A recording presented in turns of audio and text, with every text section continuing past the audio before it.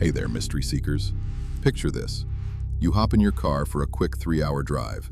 Maybe grab some coffee, listen to a podcast, no big deal. You arrive at your destination feeling weird. Check your watch, and boom, 10 days have vanished into thin air. Not 3 hours, 10 days. That's exactly what happened to Alec Newald in February 1989, when a routine trip across New Zealand turned into the kind of story that makes people question everything they thought they knew about reality.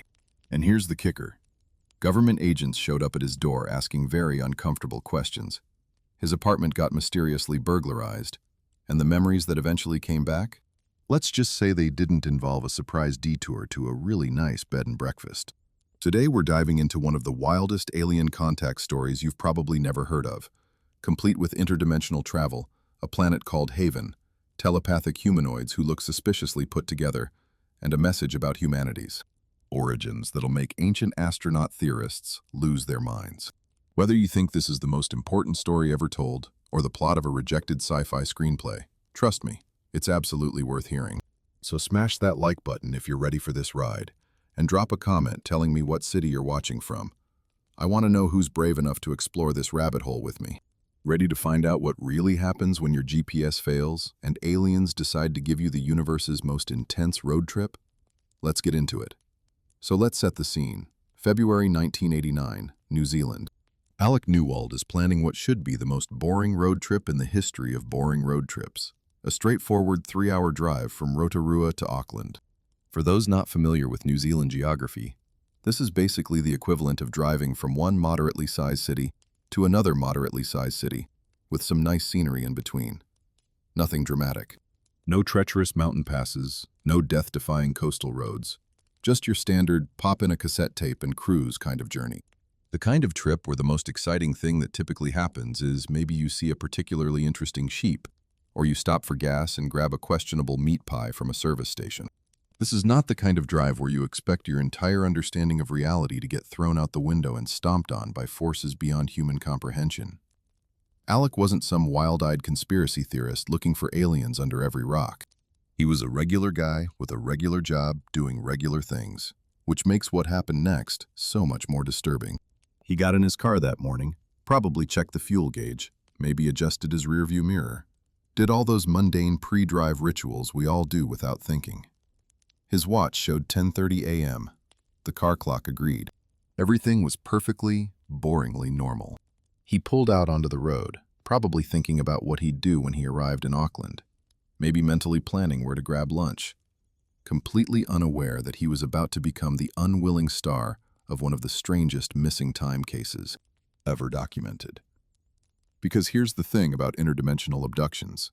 They don't exactly send you a calendar invite beforehand. Now, before we get into what Alec experienced, let's talk about what the people waiting for him in Auckland experienced, because their version of events is arguably just as mind-bending.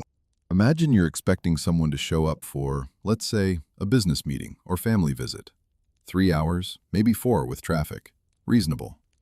But 3 hours pass, then 4, then a whole day, then another day, and another. By day 3, you're probably calling hospitals. By day 5, you're filing a missing persons report. By day 10, you're having some very uncomfortable conversations with police, who are asking whether Alec had any reason to disappear voluntarily, whether he seemed depressed, whether there were financial problems or relationship issues. The kind of questions that make you realize someone you know has genuinely vanished into thin air. No credit card transactions, no phone calls, no sightings, just gone. And then, 10 days after he was supposed to arrive, Alec Newald pulls up to his destination like nothing unusual happened. Except everything about him screams that something very unusual happened. He looked, according to accounts, like someone who'd been through an intense physical and psychological ordeal. Exhausted doesn't quite cover it. Disoriented doesn't quite capture the level of confusion radiating from this man. He stumbled out of his car, which, by the way, was perfectly fine. No damage, no signs of where it had been for 10 days. Looking like he'd just finished the world's most draining 3-hour drive. Because as far as Alec's conscious memory was concerned, that's exactly what he'd done. 3 hours. Maybe stopped once for a bathroom break. Nothing special. Just got in the car at 10:30 a.m. and arrived at his destination feeling weirdly exhausted. Here's where it gets properly weird. His watch still showing 10:30 a.m. His car clock also frozen at 10:30 a.m. Not dead batteries, mind you. The watches were still ticking, the car still running, but somehow those displays were stuck on the exact moment he'd started his journey. As if time itself had said, nope, not today, and decided to take a vacation. Now, if you're thinking, maybe he just forgot to wind his watch, or car clocks malfunction all the time. Sure, except both of them? Stopping at the exact same time? At the exact moment he began a journey that somehow consumed 10 days he had absolutely no memory of? The universe doesn't usually coordinate its technical glitches quite that dramatically. The people who saw Alec that day knew immediately something was catastrophically wrong. This wasn't someone who decided to take a spontaneous 10-day vacation and forgot to call. This was someone genuinely, completely confused about why everyone was acting like he'd been missing. The conversations must have been absolutely surreal. Where have you been? What do you mean? I just drove here. Alec, you were supposed to arrive 10 days ago. That's impossible. I left this morning. It's not morning, and it's definitely not the day you left. The kind of back and forth that makes everyone involved question whether they're losing their minds or living in some kind of temporal nightmare. Spoiler alert, it was option 2. Alec's initial reaction, according to his later accounts, was total denial followed by creeping horror. Because when you start checking dates on newspapers, when you listen to radio broadcasts mentioning events you have no knowledge of, when you realize that, yes, 10 full days have somehow evaporated from your life while you were apparently driving a car that should have gotten you to your destination in 3 hours, your brain kind of short-circuits. This isn't like forgetting what you did last Tuesday. This is an entire chunk of your life just missing, with no alcohol-induced blackout or head injury to explain it. Just a blank space where memories should be. Like someone took an eraser to that section of your timeline. And this is where Alec's real nightmare began, because his body and mind knew something had happened, even if his conscious memory didn't. Within hours of arriving, he started experiencing crushing headaches. Not your standard took too much ibuprofen tension headaches.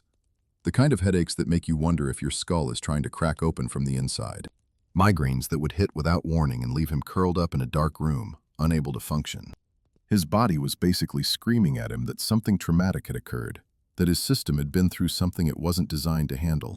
Unsurprisingly, no amount of aspirin was going to fix a headache caused by interdimensional travel. The dreams started almost immediately, too. And these weren't your garden variety stress dreams about showing up to work naked or forgetting an important exam. These were vivid, intense, almost hallucinatory experiences that would jolt him awake in the middle of the night, heart-pounding, covered in sweat. Images of things that shouldn't exist, beings that looked almost human but not quite, spaces that defied normal geometry, lights that seemed to have consciousness. The kind of dreams that linger after you wake up, that feel more like memories trying to surface than random neural firing. His subconscious was attempting to process something his conscious mind had been blocked from accessing. Like trying to remember a movie you watched while heavily sedated. You know something happened, you can feel it, but the details keep slipping away. For days, Alec existed in this weird limbo of trying to convince himself nothing unusual had happened, while his body and unconscious mind screamed otherwise. He'd be going through normal daily activities, trying to pretend everything was fine, and then he'd freeze, gripped by this overwhelming sense of wrongness, like phantom memories of experiences he couldn't quite access. His friends and family noticed the change. This wasn't just someone dealing with the stress of an unexplained missing time incident. This was someone whose entire energy had shifted, like he'd been rewired at some fundamental level. People would later describe him as seeming haunted, or like he was carrying something heavy that he couldn't talk about. Which, as it turns out, was pretty much exactly what was happening. Now, if Alec's story had ended there, mysterious missing time, no memories, some weird physical symptoms, it would already be strange enough for a Netflix documentary. But here's where things graduate from unexplained phenomenon to something is seriously wrong and someone official knows about it. About a week after his return, Alec got some very unexpected visitors. 2 men showed up at his door, dressed like they'd stepped out of a how to look like a government agent training manual. Dark suits, serious expressions, the kind of demeanor that screams, "We're here on official business, and you really don't want to mess with us." They showed identification, claiming they were government scientists studying unusual atmospheric phenomena. Which, sure, sounds legitimate, until you realize that government scientists studying atmospheric phenomena don't typically show up unannounced at random people's homes asking very specific, very weird questions about a drive that supposedly took 3 hours. These weren't casual questions either. They wanted detailed information about his car, specific details. What kind of engine did it have? Had he noticed any unusual performance issues? Any strange sounds or smells? What about the electrical systems? Had his radio cut out at any point? Did his headlights flicker? They were asking questions with the energy of people who already knew something had happened and were trying to confirm specific details, not people investigating whether anything unusual had occurred at all. The whole interaction had this unsettling quality of a test where the examiners already know the answers and are just checking whether you're going to lie or tell the truth. Naturally, Alec was confused as hell because from his perspective, absolutely nothing unusual had happened during his drive, except that apparently it consumed 10 days of his life that he couldn't remember. But here's the really creepy part. These men seemed particularly interested in the exact route he'd taken. Every turn, every stretch of road. They wanted to know if he'd stopped anywhere, if he'd seen anything unusual in the sky, if he'd encountered any fog or strange weather conditions. And the way they asked these questions, it wasn't the curious probing of researchers investigating a mystery. It was the careful, calculated questioning of people who knew something significant had occurred and were trying to gauge how much Alec remembered or understood about it. Like they were checking whether he was going to be a problem or if the memory block had held. Which, considering Alec consciously remembered absolutely nothing about those missing 10 days, must have been somewhat reassuring to them. The visit lasted maybe an hour, though Alec later said it felt much longer. Like time was doing that weird, stretchy thing it does when you're in an intensely uncomfortable situation. The men took notes, lots of notes, and before they left, they gave him what he described as a very pointed warning disguised as friendly advice. Something along the lines of, if you do happen to remember anything unusual about your trip, it would be best for everyone involved if you kept it to yourself. Not a direct threat, nothing you could point to as overtly menacing, but the implication was crystal clear. Whatever happened to you, we know about it. We're watching, and you should really think twice before making noise about this. Then they left, leaving Alex standing in his doorway, feeling like he'd just been interrogated by the men in black without any of the fun memory-erasing technology. At this point, most people would probably take the hint, right? Strange men in suits show up, ask weird questions, basically tell you to keep quiet. You'd think, okay, message received. I'm going to go about my life and try to forget this ever happened. Except Alec was dealing with something his conscious mind might not remember, but his unconscious absolutely refused to let go. The dreams got more intense after the visit, the headaches more frequent, and he started doing something that, in retrospect, probably sealed his fate as someone who would never be left alone. He started keeping a journal, writing down every fragment of dream, every flash of potential memory, every weird detail his mind was trying to surface. Because some part of him understood that this information was important, that whatever had happened to him during those missing 10 days was something that needed to be documented and remembered, even if he didn't fully understand why yet. And then his apartment got broken into. Not your typical smash-and-grab burglary situation. Whoever did this was professional, careful, specific. They didn't take the television or stereo or any of the obvious valuables you'd expect a normal burglar to grab. They went straight for personal items, papers, documents, photographs, and most tellingly, his journal, the notebook where he'd been recording his fragmented memories and dreams. Gone. Along with some other personal effects that would have no value to anyone except someone trying to understand what Alec had experienced and how much he was starting to remember. The police, naturally, were baffled. Who breaks into an apartment and steals personal papers and notebooks while leaving expensive electronics? The kind of break-in that makes absolutely no sense from a normal criminal motivation perspective, but makes perfect sense if someone is trying to control information about an incident they really don't want becoming public knowledge. Alec realized at this point that his situation was far more serious than just an unexplained missing time event. Someone, some organization with resources and reach, was actively monitoring him and taking steps to control what information got out. The government scientists' visit suddenly seemed a lot more sinister in retrospect. These weren't researchers curious about an atmospheric anomaly. These were damage control agents checking on a witness to something that very much wasn't supposed to be witnessed. And now they'd escalated to breaking into his home and stealing evidence of what he was starting to remember. Which, if you think about it, is both terrifying and oddly validating. Because if nothing significant had happened, if this was all just some weird temporal glitch or personal psychological episode, why would anyone with official resources and professional breaking and entering skills care enough to monitor him and steal his private journals? The pressure on Alec after that was constant and insidious. Not overt harassment that would be obvious or legally actionable, but a persistent sense of being watched, of having his privacy invaded in ways that were hard to prove, but impossible to ignore. Phone calls where no one spoke on the other end. Cars parked near his home with occupants who seemed to be observing his movements. Small things moved in his apartment, just enough to let him know someone had been there. The kind of psychological warfare designed to make you question yourself, to make you wonder if you're being paranoid, to isolate you because who's going to believe you when you start talking about government surveillance and stolen journals?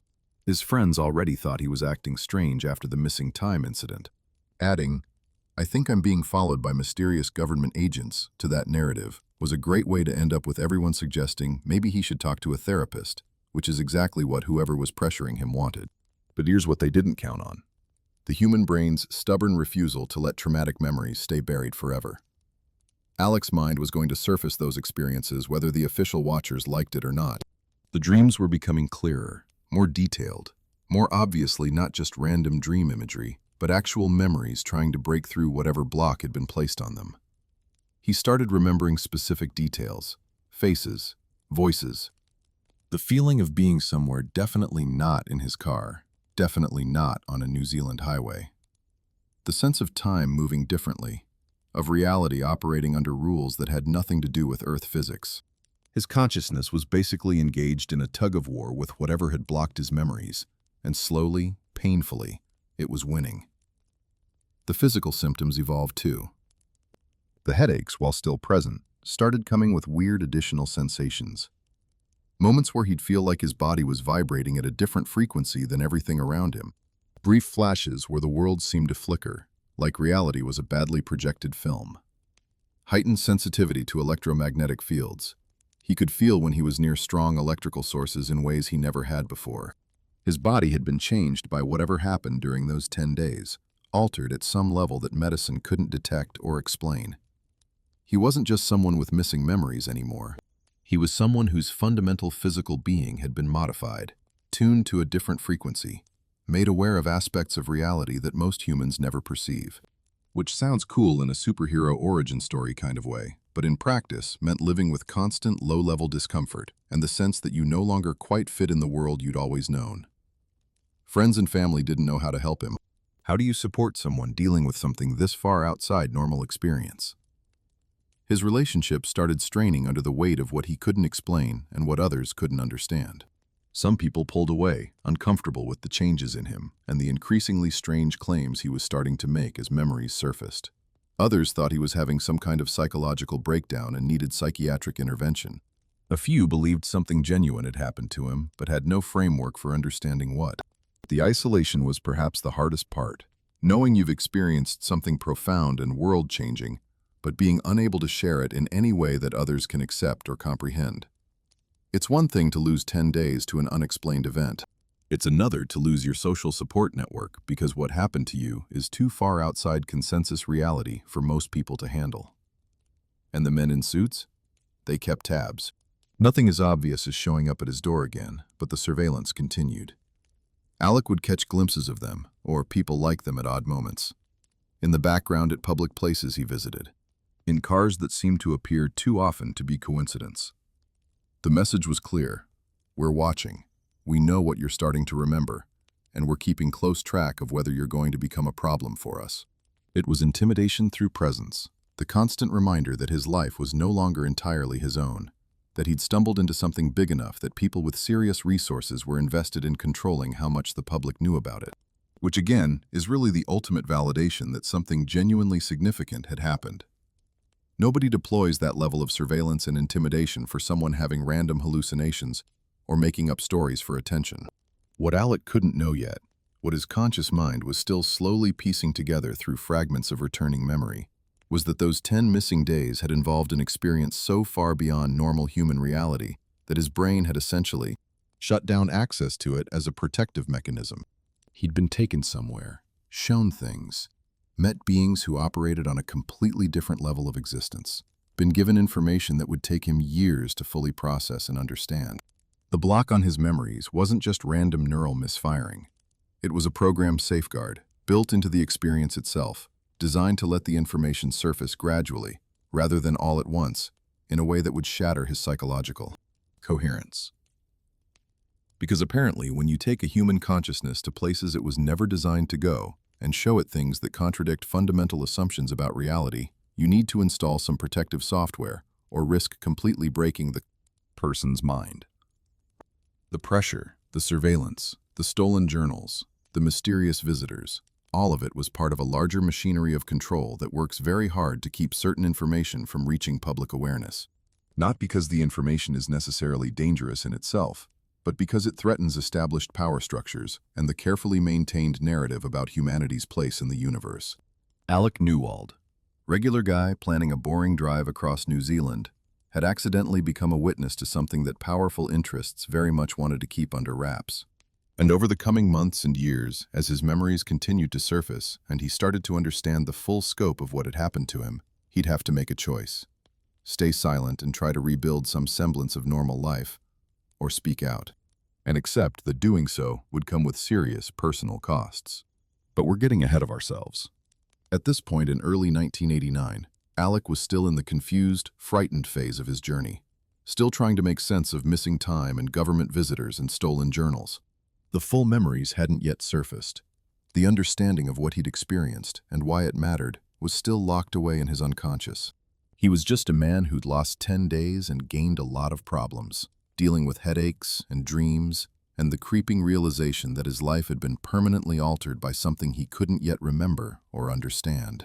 The real story, the one about where he'd actually been during those missing days and what he'd learned there, that was still waiting to emerge, memory by memory, dream by dream, piece by piece, until finally the picture would become clear, and Alec would have to decide what to do with information that could change everything.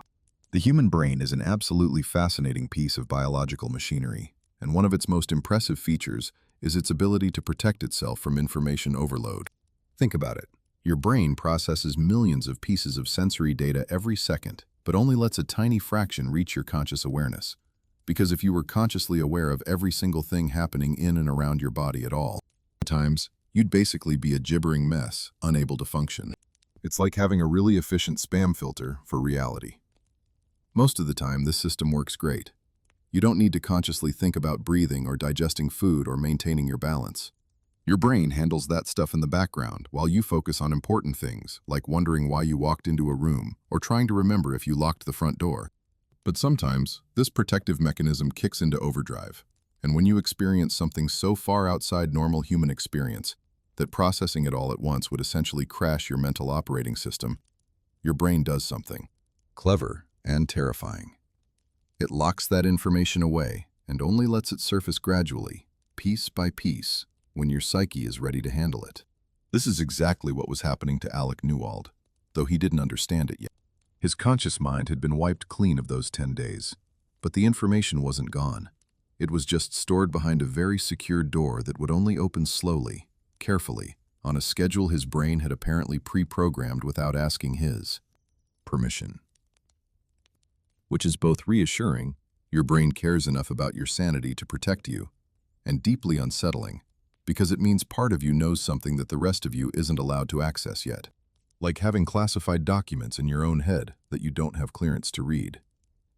The dreams that started almost immediately after his return weren't just random neural noise or stress reactions. They were his unconscious mind's way of pushing those locked memories toward the surface, testing whether his conscious self could handle them yet, sending up trial balloons of information to see if he'd completely lose it, or manage to integrate what he was seeing. At first, the dreams were chaotic and fragmentary, like watching a movie that's been cut into random pieces and shuffled. Alec would wake up gasping, covered in sweat, with vivid impressions of images that made no logical sense. Faces that were almost human, but not quite, with features too symmetrical, too refined, like someone had taken human DNA and debugged it.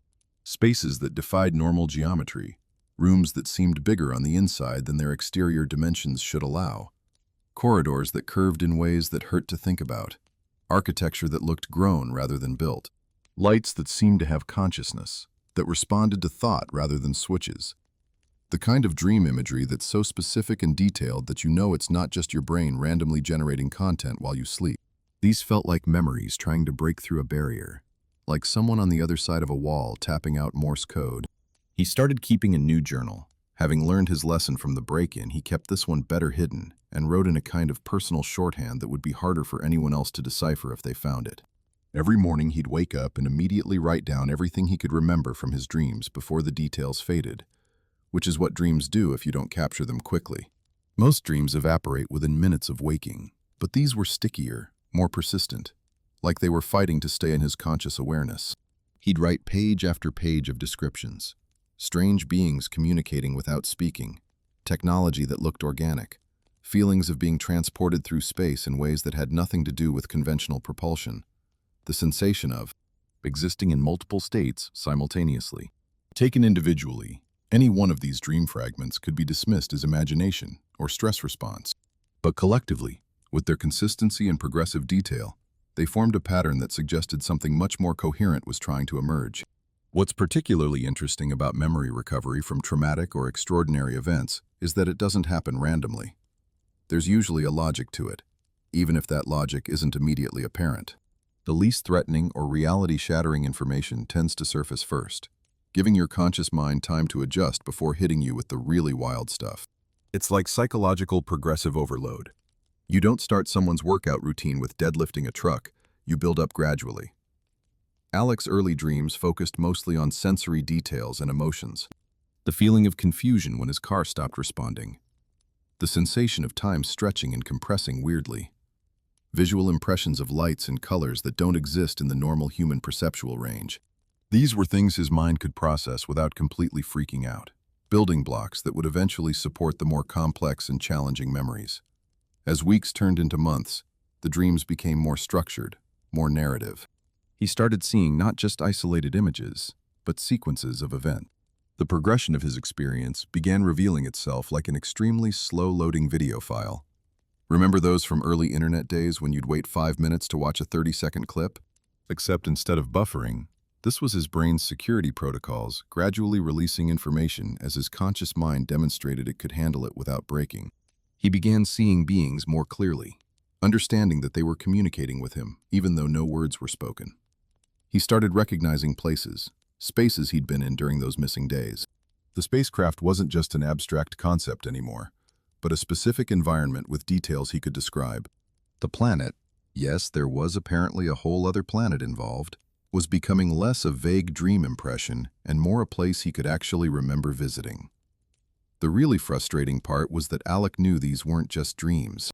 Dreams have a quality to them, a looseness, an internal logic that makes sense while you're experiencing it, but falls apart when you examine it closely in waking life. These were different. They had the coherence and consistency of memories, just memories of things that shouldn't be possible according to everything he'd been taught about reality. He could return to the same locations across multiple dreams and find them unchanged, consistent. The beings he saw maintained their characteristics, their personalities. There was a continuity to the information emerging that dreams don't typically have.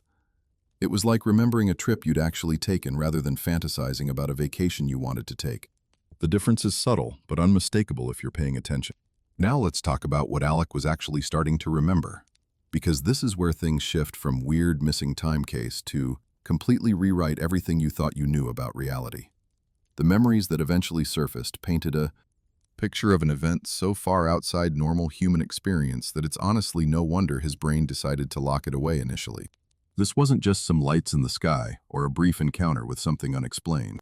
This was full-scale contact with non-human intelligence, transportation to another location that wasn't anywhere on Earth, and exposure to technology and concepts that fundamentally challenged basic assumptions about how the universe works. The kind of experience that makes you understand why his brain installed such heavy-duty memory blocks. This wasn't information you could casually process over morning coffee.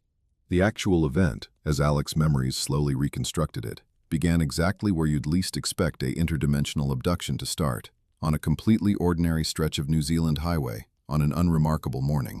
He was driving, probably thinking about whatever boring thoughts you think about during a routine drive. Maybe planning his day, maybe just zoning out in that semi-automatic state we all enter during familiar routes. The road was clear, weather was fine, nothing remotely unusual about the situation. And then, with absolutely no warning, everything changed. A fog rolled in, except rolled in suggests a gradual process, and this was anything but gradual.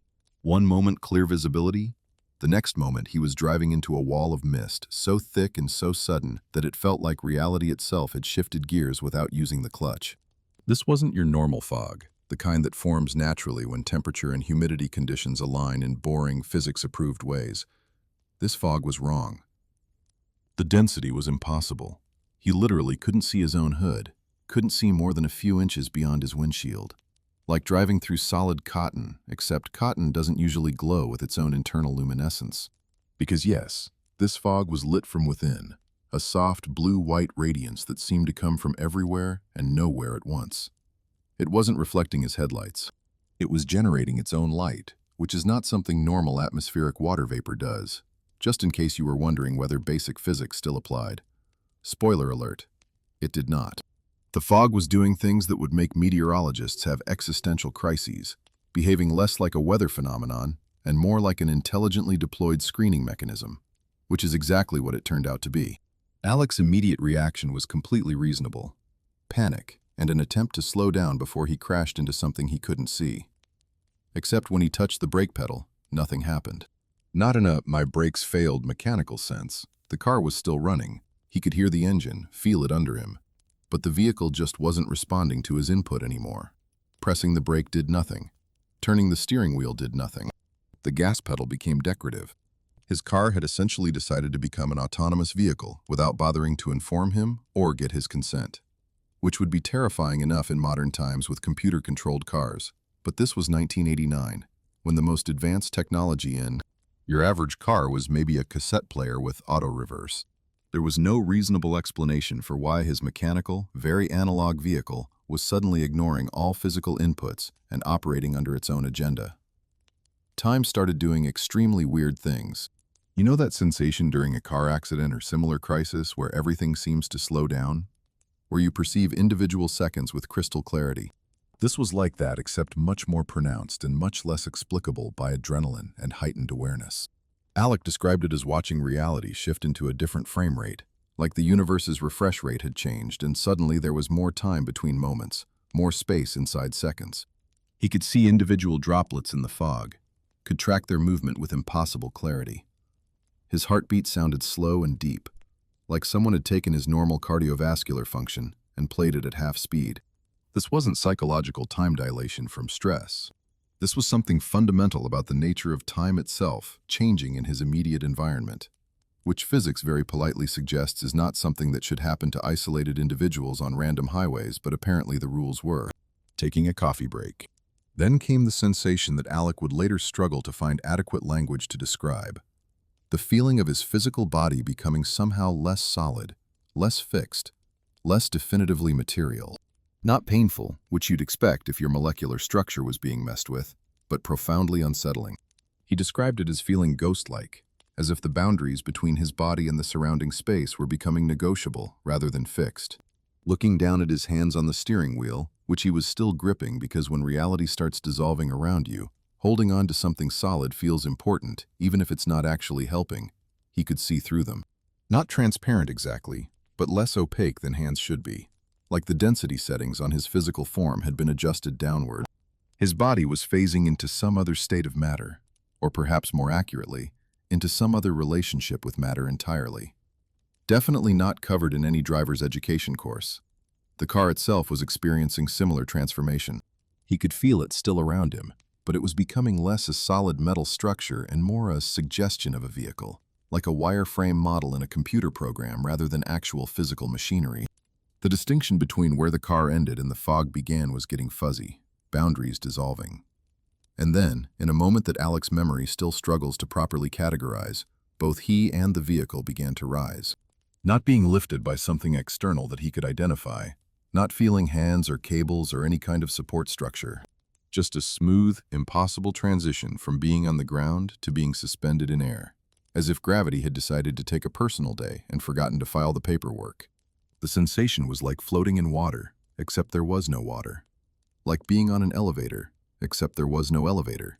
Just a steady upward motion that defied every law of physics that Isaac Newton ever bothered to write down. Above him, through the fog, through the roof of his now mostly incorporeal car, there was light. Intense, brilliant, almost liquid light that seemed to have texture and dimension. Not the harsh, blinding quality of looking at the sun or a spotlight, but something that felt almost alive, almost conscious.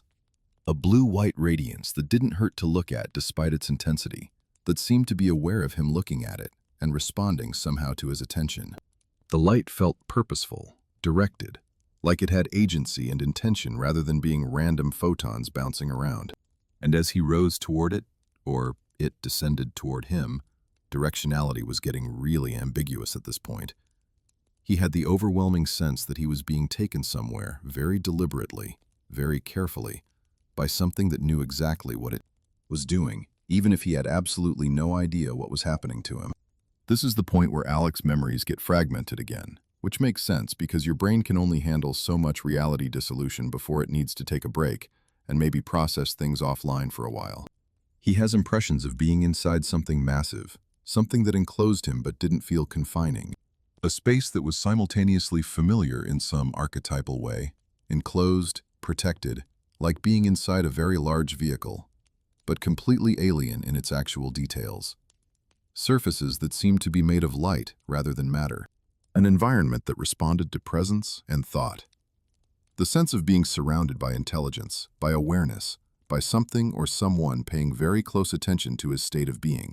Not threatening exactly, but intensely focused, like being the subject of a very thorough examination by entities who knew way more about what was happening than he did. The transition itself, from Earth Road to wherever he ended up, involved a shift that Alec could only describe in terms of frequency and vibration, which sounds like New Age nonsense until you remember that at a fundamental level, everything is vibration. Everything is energy moving at different rates.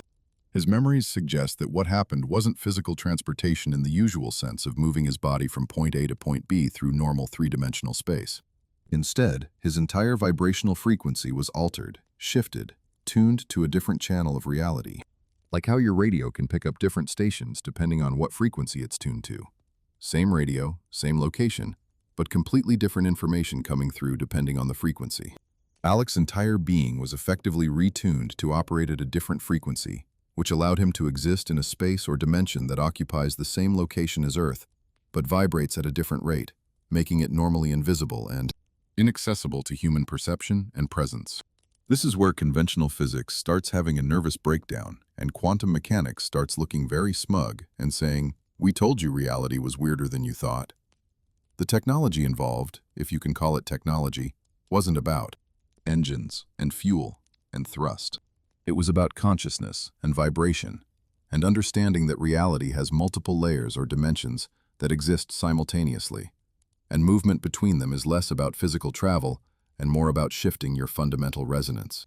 Human science is only just starting to grasp these concepts theoretically, and here was Alec experiencing them directly, having his entire physical and energetic structure modified to allow perception of and existence in a realm that operates under different rules. The beings or intelligence doing this had mastered something humans are still debating the possibility of, treating interdimensional travel with the same casual efficiency that we treat driving to the grocery store. What makes Alec's memories particularly compelling, beyond their internal consistency and detail, is how they describe things that mesh with certain theoretical physics concepts that weren't widely known in 1989. He's describing frequency shifts and dimensional layers and consciousness-based transportation before these ideas became more mainstream in popular science discussions. Unless he somehow became an expert in theoretical quantum mechanics between his abduction and his accounts, which seems unlikely given he was more focused on dealing with headaches and government surveillance, he was describing something he actually experienced, using whatever conceptual framework he had available to make sense of it. Like trying to describe a smartphone to someone from 1950. You'd struggle for adequate language, but you'd still try to convey what you'd seen, even knowing your explanation sounds impossible.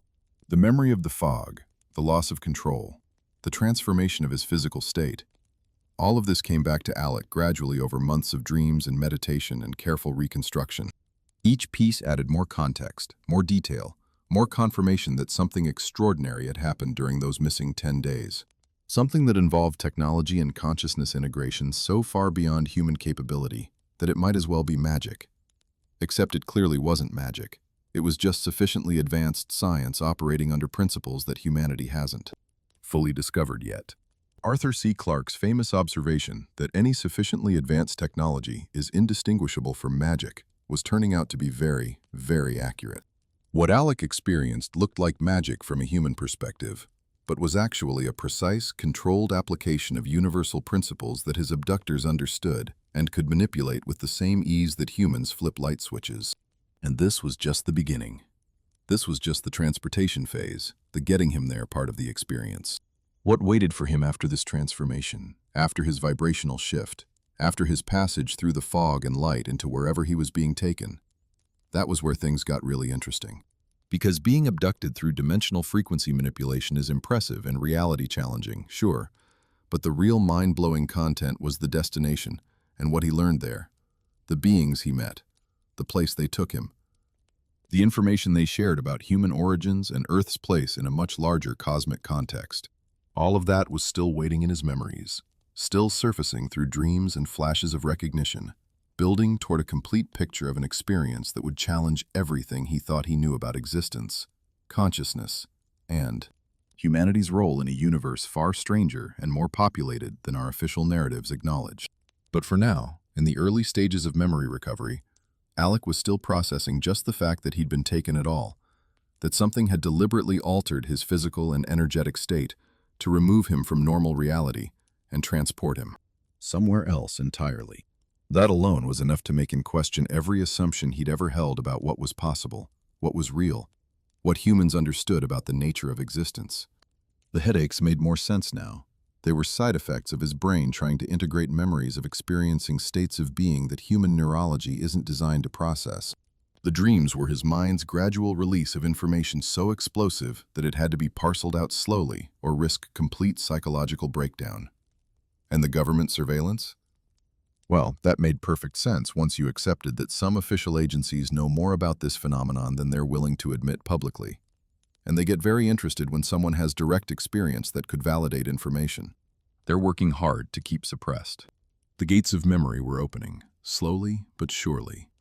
And what was emerging through them was going to change Alec's life, completely and irrevocably. No going back to being the normal guy taking a normal drive. That version of himself was gone, transformed by an experience that most people would never have, and many wouldn't believe even if you showed them evidence. He was becoming someone who'd been to places humans don't go, who'd seen things humans don't see, who'd been given information that challenged the fundamental narratives about our species and our world.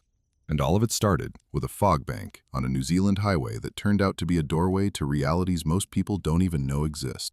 Not exactly the kind of road trip story you share casually at parties, but definitely the kind that makes you question whether anything you see around you is actually all there is, or whether we're all just operating at one frequency of a much more complex, much more populated, much more interesting reality than we've been led to believe. After the whole dimensional frequency shift experience and the sensation of being transported through impossible light, you'd think Alec's brain would have called it quits and just shut down for maintenance. Like, sorry, consciousness has encountered an unrecoverable error and needs to restart. Please wait while we restore from last known good configuration. But apparently human resilience is a real thing, even when you're being subjected to experiences that would make theoretical physicists weep with confusion. When Alec's awareness fully returned, and there was a gap there, a transition period his memory doesn't clearly capture, which is probably merciful, he found himself in an environment that was simultaneously the most alien thing he'd ever experienced, and somehow strangely familiar in ways he couldn't immediately explain.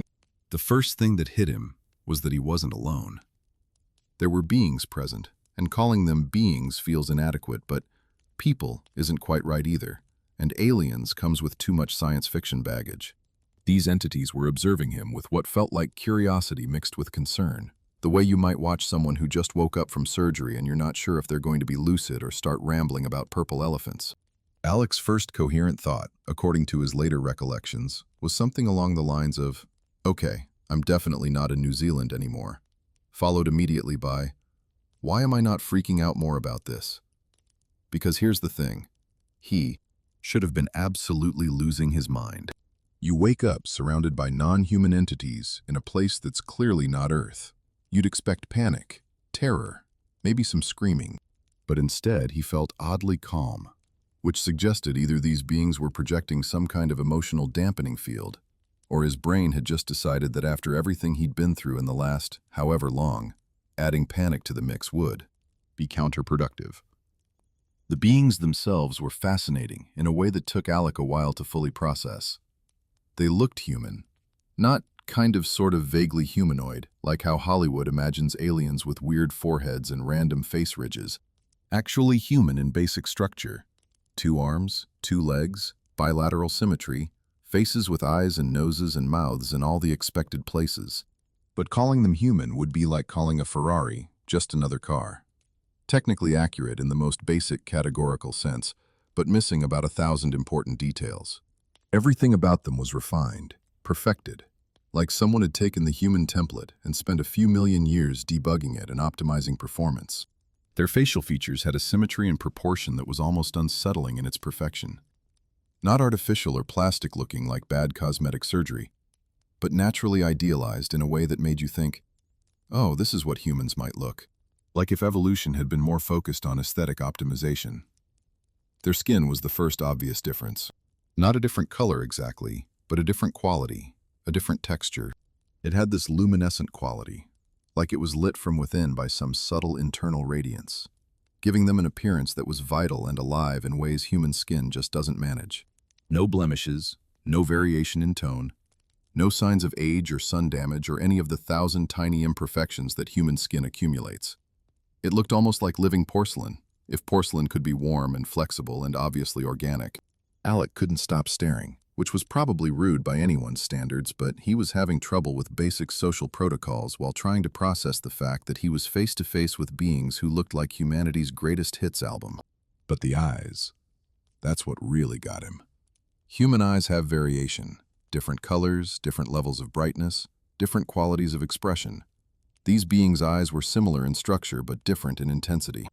They seemed more alive somehow, more present, like there was significantly more consciousness operating behind them than you typically see in human eyes.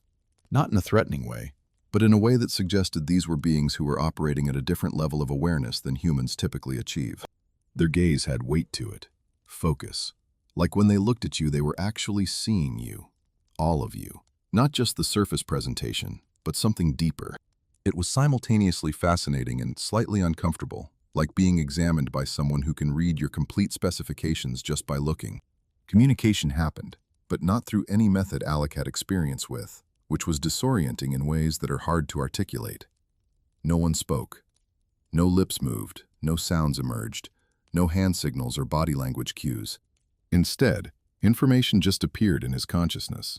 Fully formed thoughts and concepts that felt like his own thinking, except they definitely originated outside his own mind. This is telepathy, except that word has been so overused in science fiction and psychic hotline scams that it doesn't really capture what direct mind-to-mind communication actually feels like. It wasn't hearing voices in your head. That sounds like a symptom you should tell a psychiatrist about. It was more like suddenly knowing things you didn't know a second ago. Having thoughts that arose complete and detailed without going through the usual process of forming them. Like someone was placing finished mental leg structures directly into your consciousness, instead of giving you the pieces to assemble yourself. One of the beings, female in appearance, though Alec wasn't entirely certain that their species had gender in the way humans do, or whether these were just aesthetic choices, seemed to be taking point on interacting with him. She had that combination of authority and approachability that good teachers have. The sense that she knew vastly more than you, but wasn't going to make you feel stupid about it. Through the telepathic link, she conveyed her name, or at least what translated as her name in Alec's consciousness. Something that felt like it meant guide, or bridge, or translator. But for simplicity's sake, in his later accounts, he'd call her Lyra because that's the closest English language equivalent his brain could manage for the concept she transmitted. She became his primary contact, his interface with this whole situation. the being responsible for making sure this random human who'd been accidentally exposed to way more reality than he was equipped to handle didn't completely short-circuit. Lyra, we'll go with that name, communicated that Alec was safe, which was good to know because, am I about to be dissected by curious aliens? Was definitely on his list of concerns, even if he was staying surprisingly calm about everything. She conveyed that his transportation here had been intentional, but not exactly planned, which is a distinction that took some unpacking. Something about his vibrational state at that particular moment had made him accessible, visible, pick-upable in ways that most humans aren't most of the time. Like his frequency had momentarily aligned with theirs, creating a window of opportunity that they'd taken advantage of. Not with malicious intent, but because they'd been watching humanity and waiting for chances to make contact with individuals who could handle it without completely losing their minds. Apparently, Alec had won that particular lottery, which must have felt less like winning and more like being randomly selected for the universe's most intense field trip. Through this telepathic exchange, which was getting easier as Alec adjusted to it, his brain apparently being more adaptable to direct consciousness interfacing than he would have guessed, Lyra explained their nature. They were humanoid, obviously, but not human. Their evolutionary path had diverged from Earth's humanity millions of years ago, under circumstances that would be explained later. But the key point was that they'd chosen to maintain their basic biological form, rather than uploading themselves into machines or evolving into energy beings or any of the other science fiction routes advanced civilizations supposedly take. They liked having bodies, physical forms, organic existence. They'd just gotten really, really good at maintaining and perfecting those forms. Their technology was sufficiently advanced that they could have transformed themselves into whatever they wanted. But they'd decided that the humanoid configuration was actually pretty solid from a design standpoint and just needed some optimization, rather than complete redesign. This made Alec feel weirdly validated about being human. Like, okay, so the basic body plan is solid, we just need some upgrades. Which is a much more encouraging message than, your species is obsolete and you should consider alternative physical configurations. Lyra conveyed, and the telepathic communication was really convenient for complex concepts, because you could transmit entire frameworks of understanding rather than explaining things word by word, that their civilization had gone through various phases of technological development, including a period where many members did experiment with post-biological existence. But they'd eventually concluded that there was value in maintaining organic form, in staying connected to physical reality through bodies that could touch and feel and experience matter directly. Their technology served their biological existence rather than replacing it, which is apparently an important philosophical distinction in civilizations advanced enough to have options. The space Alec found himself in was clearly inside something, a ship, a station, some kind of constructed environment. But it wasn't constructed like anything humans build, all right angles and rivets and visible seams. This architecture, if you could call it that, looked grown rather than assembled. The walls had organic curves, smooth transitions between surfaces, no visible joints or fasteners, or any of the mechanical details you'd expect in human-built structures. The material itself was hard to categorize, not quite metal, not quite stone, not quite organic tissue, but somehow all of those things at once. Or maybe something that didn't fit into any category Alec's Earth-based experience gave him language for. It had a warmth to it, a subtle sense of being alive in a low-level way, like being inside a very large, very calm organism that was aware of your presence and okay with it. The lighting came from the surfaces themselves, from the walls and ceiling glowing with soft, even illumination that didn't cast harsh shadows or create glare. No light fixtures, no bulbs, just architectural elements that happened to emit light as part of their basic function, which is tremendously elegant from a design standpoint, but also feels slightly weird when you're used to lights being distinct. Objects that you turn on and off with switches. Everything about the environment suggested a level of technology so advanced that it had circled back around to looking natural, organic, simple. Like they'd progressed so far beyond mechanical solutions that their tech had become biological again. Or maybe it was more accurate to say they'd figured out how to merge biological and technological principles into something that transcended both categories. Lyra guided Alec, physically now, not just mentally, gesturing for him to follow with movements that were graceful in ways that made human motion look clunky by comparison, through corridors that curved and branched like pathways through a forest. Except this forest had been designed by someone with perfect mathematical understanding of aesthetic proportions. Other beings passed them, all with that same refined human appearance, all observing Alec with polite curiosity, but not staring, which he appreciated because being the only actual human from Earth in a crowd of perfected humanoids was already attention enough. Some nodded or made small gestures of acknowledgement. Others communicated telepathically, brief thoughts of greeting or welcome that appeared in his consciousness like friendly messages. The vibe was less prisoner being escorted through alien facility and more guest being given a tour of someplace interesting, which helped with the not panicking thing.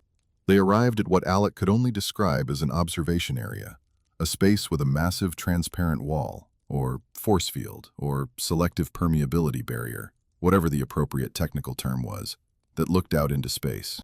Except it wasn't the space he knew.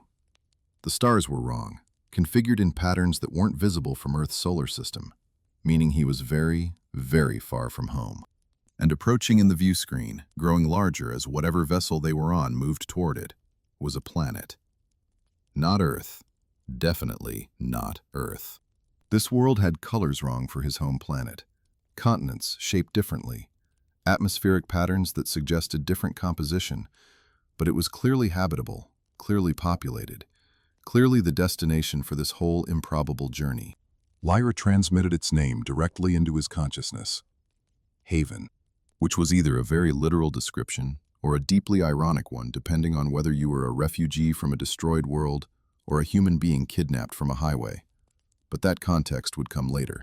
The ship, because that's definitely what they were on, a massive vessel capable of crossing interstellar distances, was apparently operated through consciousness rather than mechanical controls. Lyra explained this almost casually, like it was the most natural thing in the world. Because for them it was. The ship was alive in a sense, or at least quasi-alive, a bioengineered entity that responded to mental commands from its crew. There wasn't a bridge with a steering wheel and buttons, no cockpit where someone sat piloting. The entire vessel was integrated with its inhabitants, receiving navigational instructions directly from their thoughts, responding to collective intent about where to go and what to do. Think about wanting the ship to move in a particular direction, and it moved. Imagine arriving at a destination, and the ship worked out the details of actually getting there. It was like having a very large, very capable pet that anticipated your needs, except this pet was a spaceship, and it could travel between stars. This was the point where Alex started to realize that everything he'd understood about technology was basically kindergarten level compared to what these beings had achieved. Humans were proud of computers and smartphones, and maybe the International Space Station on a good day. These people had technology that was alive, that interfaced directly with consciousness, that blurred the lines between biological and mechanical until the distinction became meaningless. They'd achieved what looked like magic from a human perspective, but was actually just extremely sophisticated engineering based on principles that human science was only beginning to theorize about. And they'd been operating at this level for so long that it was just normal to them. The way driving a car is normal to us, even though it would seem like sorcery to someone from a few centuries ago. The planet Haven grew larger in the viewport, and Alec could start making out details. Land masses that seemed designed rather than randomly configured by geological processes. Cloud patterns that looked almost too perfect, too symmetrical. Lights indicating cities or settlements, distributed in ways that suggested careful planning rather than the organic sprawl human cities tend to form. This wasn't a naturally occurring planet that had been colonized, or if it was, it had been so completely shaped and managed that natural versus artificial became a meaningless distinction. The entire world appeared to be a deliberate creation, or at least a deliberately maintained system, every element serving some purpose in a larger design. Looking at it, Alec felt like he was seeing what Earth might become in a few million years if humanity managed not to destroy itself and actually figured out how to live in genuine harmony with technology and ecology. Except Haven's inhabitants had, apparently already achieved that equilibrium, and maintained it for longer than human civilization had existed. As they descended, or the planet rose toward them, directionality being somewhat arbitrary when everything's moving through space, Alec could see architectural features that defied his expectations. Cities that weren't concrete jungles but seemed to be integrated with actual jungle, or at least with abundant vegetation. Buildings that rose in organic curves and perfect geometric shapes simultaneously.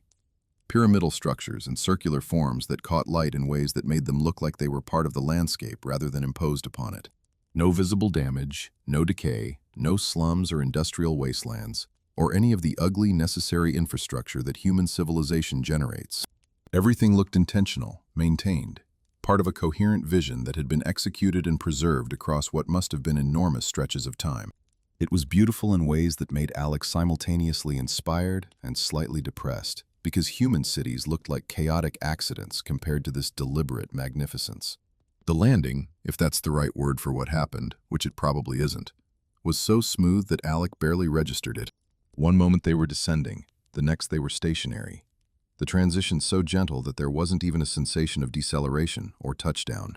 The ship had apparently informed the planet, or the landing facility, or whatever coordination system they used, that it was arriving, and everything had been arranged to receive it with maximum efficiency and minimum disruption. Through the transparent wall, Alec could now see the actual surface of Haven, could see other beings moving about, could see structures up close that confirmed everything looked grown rather than built, organic architecture that seemed to emerge from the ground like massive plants, except with perfect symmetry and clear purpose. Lyra conveyed that they would be disembarking soon, that Alec would get to experience Haven directly rather than just observing it from orbit. She also transmitted something about needing to provide him with equipment that would help him adapt to the planetary conditions, which initially alarmed him. Was the atmosphere toxic? Was gravity wrong? Were there diseases or radiation? But she quickly clarified that the environment was safe, just different enough from Earth that he'd be more comfortable with some technological assistance. This turned out to be something of an understatement, but Alec didn't know that yet. He was still processing the fact that he was on an alien planet about to walk among beings who looked like perfected humans, while wearing what would turn out to be a suit that did things no Earth technology could replicate. Not exactly how he'd planned to spend his February, but then again, nobody plans for interdimensional abduction and interstellar travel. That's more of a things that happen to you, rather than things you schedule kind of event. The civilization Alec was about to step into represented something that human society could potentially become, given enough time and the right choices, and maybe some fundamental shifts in how we think about technology, ecology, consciousness, and social organization. Haven wasn't just a planet with advanced aliens on it. It was an example, a demonstration, a preview of what's possible when a species survives its technological adolescence and figures out how to thrive rather than just survive. The beings here had solved problems humans were still struggling with: energy, resources, governance, purpose, the integration of individual and collective needs. They'd created a world that worked, that sustained itself, that allowed its inhabitants to flourish without destroying their environment or each other. And now they were about to show it all to this random human who'd been driving across New Zealand thinking about lunch plans, and had accidentally tuned his consciousness to a frequency that made him visible to beings watching from dimensions away. What Alec didn't fully grasp yet, as he prepared to leave the ship and actually set foot on Haven, was that this entire experience was going to give him information that powerful interests back on Earth very much didn't want him to have. Information about human origins, about Earth's real history, about technology that could liberate humanity from its current energy paradigm, about the existence of other civilizations and Earth's place in a much larger cosmic community. He was being educated, deliberately and carefully, given knowledge that would either destroy him or transform him, depending on what he chose to do with it. The beings of Haven weren't grabbing random humans for entertainment or experiments. They were selecting specific individuals, at specific moments, to receive specific information that needed to get back to Earth, despite all the forces working to suppress it. Alec Newald was about to become a messenger, whether he wanted the job or not, carrying truths that would make his life very complicated, but that he wouldn't be able to keep silent about because some information refuses to stay locked in your head, when it has implications for your entire species' future. But that realization would come later, after he'd walked on Haven, after he'd learned what Lyra and her people had to teach him, after he'd seen things that would permanently alter his understanding of reality. For now, he was just a confused human about to step off a consciousness-driven bioship onto the surface of an alien planet, where the cities grew like gardens and the architecture followed mathematical perfections that Earth's builders hadn't discovered yet, and everyone looked like they'd stepped out of humanity's most optimistic vision of what evolution could achieve, given another few million years and some really good decision-making along the way. Not your typical Tuesday afternoon in New Zealand, but life's weird like that sometimes. One moment you're driving to Auckland, the next you're preparing to tour an alien civilization, while trying to figure out if this is the most important thing that's ever happened to you, or if you've just had the most elaborate psychotic break-in. Human history. Spoiler, it was option 1, and the implications were going to be enormous. Before Alec could actually set foot on Haven's surface, Lyra made it clear that he needed some equipment. Not a spacesuit in the bulky, NASA-approved sense where you're basically wearing a personal spacecraft with limited mobility and constant fear of punctures. No, what they had in mind was considerably more sophisticated and, frankly, weirder than anything human engineering had produced. She guided him to what could only be described as a preparation chamber, though calling it a chamber makes it sound more mechanical than it was. The space had that same grown, not built aesthetic as everything else on the ship, with walls that seemed to breathe slightly and surfaces that responded to presence by adjusting their luminescence. Very fancy, very organic, we've moved past the need for light switches as a civilization. What Lyra presented to him looked like a bodysuit, except calling it a suit is like calling the Sistine Chapel some ceiling art. The material, if material is even the right word, appeared almost liquid in its storage state, like mercury, if mercury came in gold, and had the texture of silk that hadn't yet decided whether it wanted to be solid or not. It shimmered with an internal light, shifting through subtle color gradations that suggested it was alive, or at least operating with some level of autonomous function. Alec's first thought was probably something along the lines of, "I'm supposed to wear that?" Followed immediately by, "How does one even put on something that appears to be halfway between matter and energy?" These were reasonable questions that Earth's fashion industry had definitely never had to address. Through their telepathic connection, Lyra explained what this suit actually was, and the explanation made Alec realize that Haven's civilization had figured out bioengineering at a level that would make Earth scientists weep with professional inadequacy. This wasn't protective clothing in the sense of keeping environmental hazards out. This was an adaptive interface, a living technology designed to modify the wearer's fundamental vibrational frequency to match the local environment. Because here's the thing about interplanetary travel that science fiction usually glosses over. Different planets don't just have different atmospheres and gravity. They have different energetic signatures, different quantum states, different fundamental frequencies at which matter and energy operate. Earth humans are tuned, biologically, energetically, consciously, to Earth's specific frequency. Take that human to another planet, even one with breathable atmosphere and similar gravity, and you're going to have problems at a level much deeper than just air composition slightly off. Haven operated at a different frequency than Earth. Not dramatically different. These beings were related to humans, after all, shared evolutionary ancestry however many millions of years back, but different enough that Alec's unmodified, Earth-tuned biology would have struggled. He'd be constantly exhausted, disoriented, possibly experiencing cellular stress at a level that could cause serious problems over extended exposure. It would be like trying to run software designed for one operating system on completely different hardware. Technically possible, but wildly inefficient and prone to crashes. The suit was essentially a frequency modulator, a biological interface that would adjust Alec's entire physical and energetic system to operate harmoniously with Haven's planetary conditions. No NASA training program covers how to vibrate at alien planetary frequencies, but apparently it was standard procedure for these people. Putting this suit on was an experience that Alec described as simultaneously disturbing and oddly pleasant, which is a difficult combination to achieve. The material responded to his proximity, seeming to reach toward him with something that felt uncomfortably like anticipation. When he finally touched it, with significant hesitation because touching apparently sentient alien biosuits requires a certain amount of psychological preparation, it flowed onto his body like intelligent liquid, covering his skin in a seamless layer that conformed perfectly to his form, without any need for zippers or fasteners or any of the mechanical contrivances human clothing requires. Within seconds, he was completely covered from neck to toe in this golden, shimmering second skin that felt like wearing warm air. Not confining, not uncomfortable, but definitely present. Definitely doing something at a level he could feel but not quite articulate. The sensation of the suit activating and beginning its work was unlike anything Alec had experienced before. He could feel it interfacing with his body at multiple levels. Physical, yes, but also energetic, cellular, maybe even quantum. Like it was scanning him, understanding his biological configuration, and then systematically making adjustments to how that biology operated. Not changing his fundamental structure, but rather tuning it, optimizing it, bringing it into harmonic resonance with Haven's environment. his body temperature regulated without him needing to do anything. His heart rate adjusted to some optimal rhythm he hadn't known existed. His cellular metabolism shifted into a more efficient mode of operation.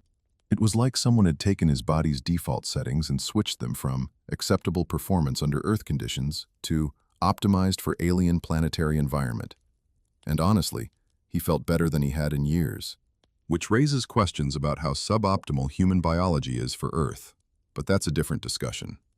The suit also handled something that space programs spend billions of dollars trying to solve: life support.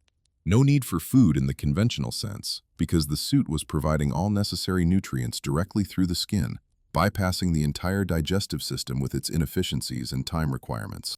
The material itself was apparently capable of synthesizing whatever the body needed from ambient energy and matter, then delivering it exactly where required at precisely the right rate. It was like having an IV drip, except the IV was your entire skin surface, and it knew what you needed before you did, and delivered it so smoothly you barely noticed. Waste processing worked similarly. The suit handled it, broke it down, recycled what could be recycled, and disposed of what couldn't. Through some process Alec never fully understood, but that definitely didn't involve anything embarrassing like traditional bathroom requirements. Imagine never needing to stop on a road trip to find a restroom because your clothing was handling all of that for you. Extremely practical, moderately unsettling. But here's what really got Alec. This wasn't technology in the human understanding of that word. This was a living organism, or something very close to it. The suit had been grown, cultivated, designed through biological processes rather than manufactured in factories. It was a symbiotic life form that had been engineered specifically to interface with humanoid biology and help it adapt to new environments. It had some level of awareness, could sense what its wearer needed, could adjust its functions based on conditions. Calling it a suit was actually underselling it significantly. This was more like a biological partner, a helper organism that existed in a state somewhere between tool and companion.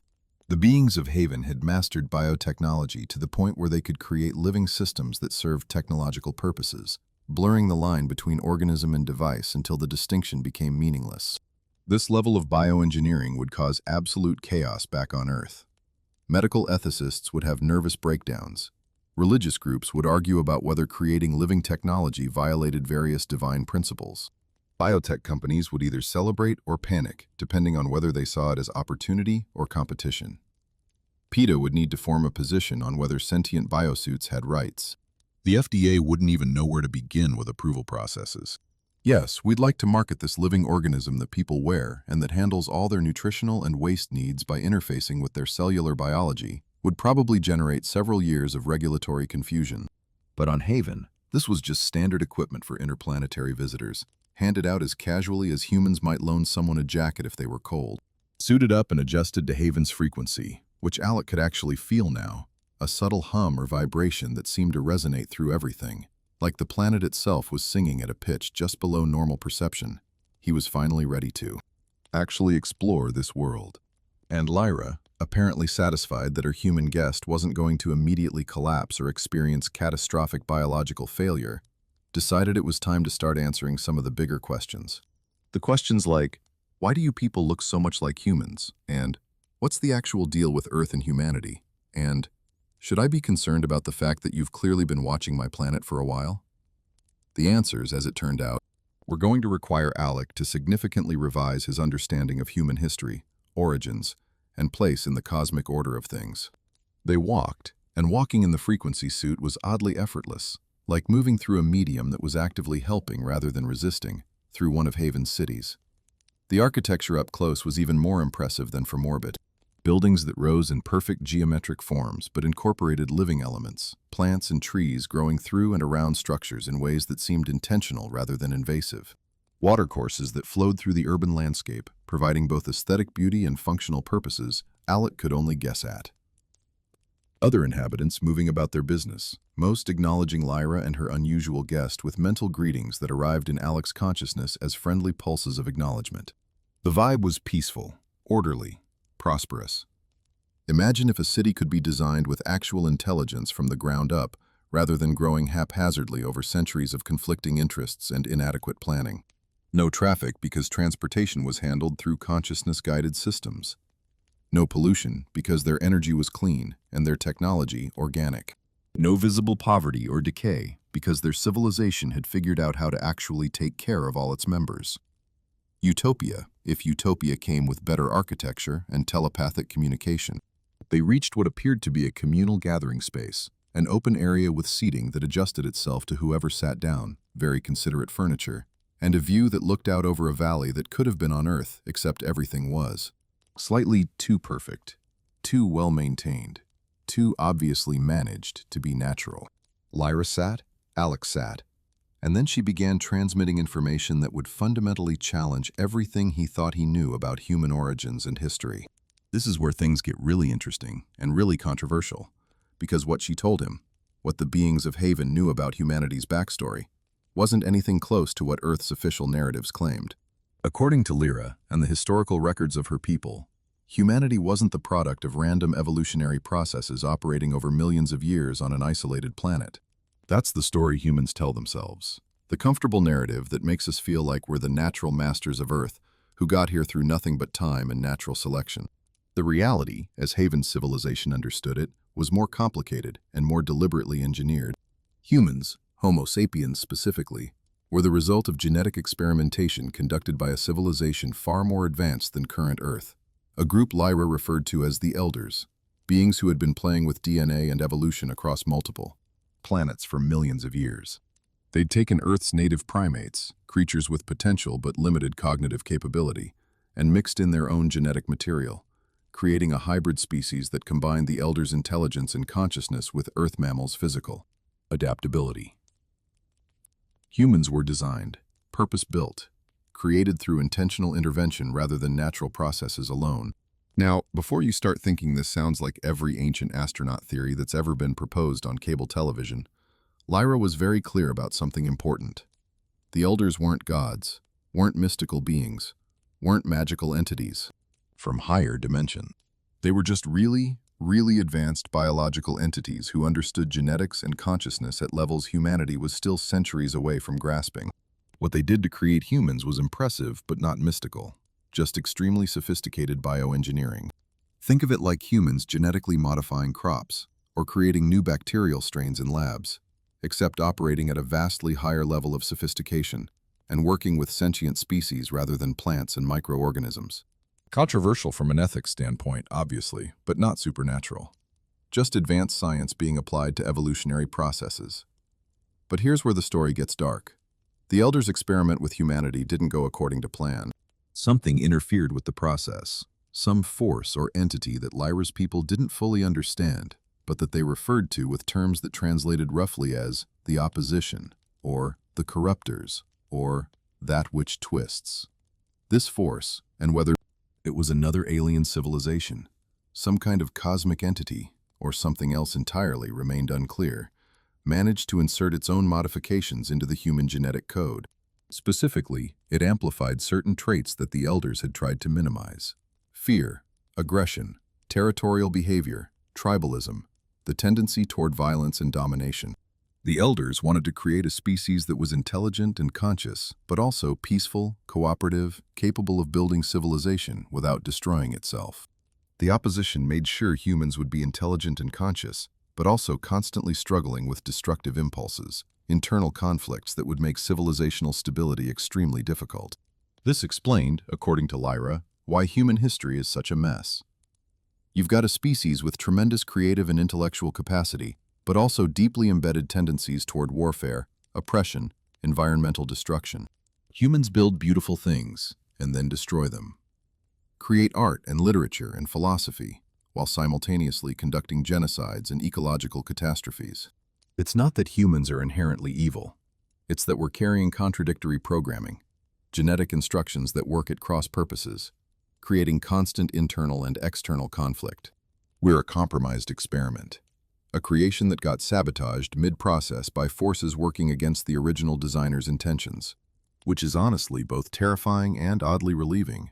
It means humanity's struggles aren't proof we're fundamentally broken, just that we're working with corrupted source code and doing surprisingly well considering. The information was hitting Alec like a series of psychological depth charges.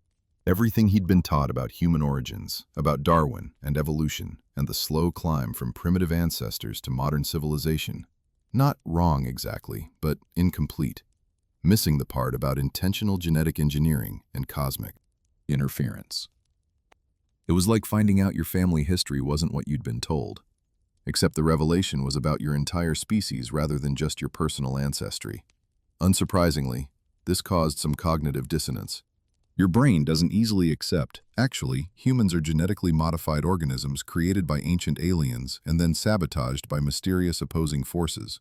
When you've spent your life assuming natural evolution and maybe occasional divine intervention, if you're religiously inclined. But Lyra wasn't done dropping revelatory bombs. Because Haven's own history, it turned out, was intimately connected to Earth's past in ways that made the whole situation even more complex. The beings of Haven, despite their current advancement and perfection, hadn't always lived on this carefully maintained world. Their ancestors, biological cousins of the elders who'd created humanity, had originated on a planet Lyra called Telos, a world in a distant star system that had been thriving and advanced for millions of years. Then something catastrophic happened. The details were unclear even to Haven's historians, but their homeworld was destroyed, utterly annihilated by either natural cataclysm or deliberate attack, or some combination of both. The survivors, a relatively small population with their advanced technology but no home, became refugees in their own galaxy, searching for somewhere to rebuild. Their migration took them first to Mars.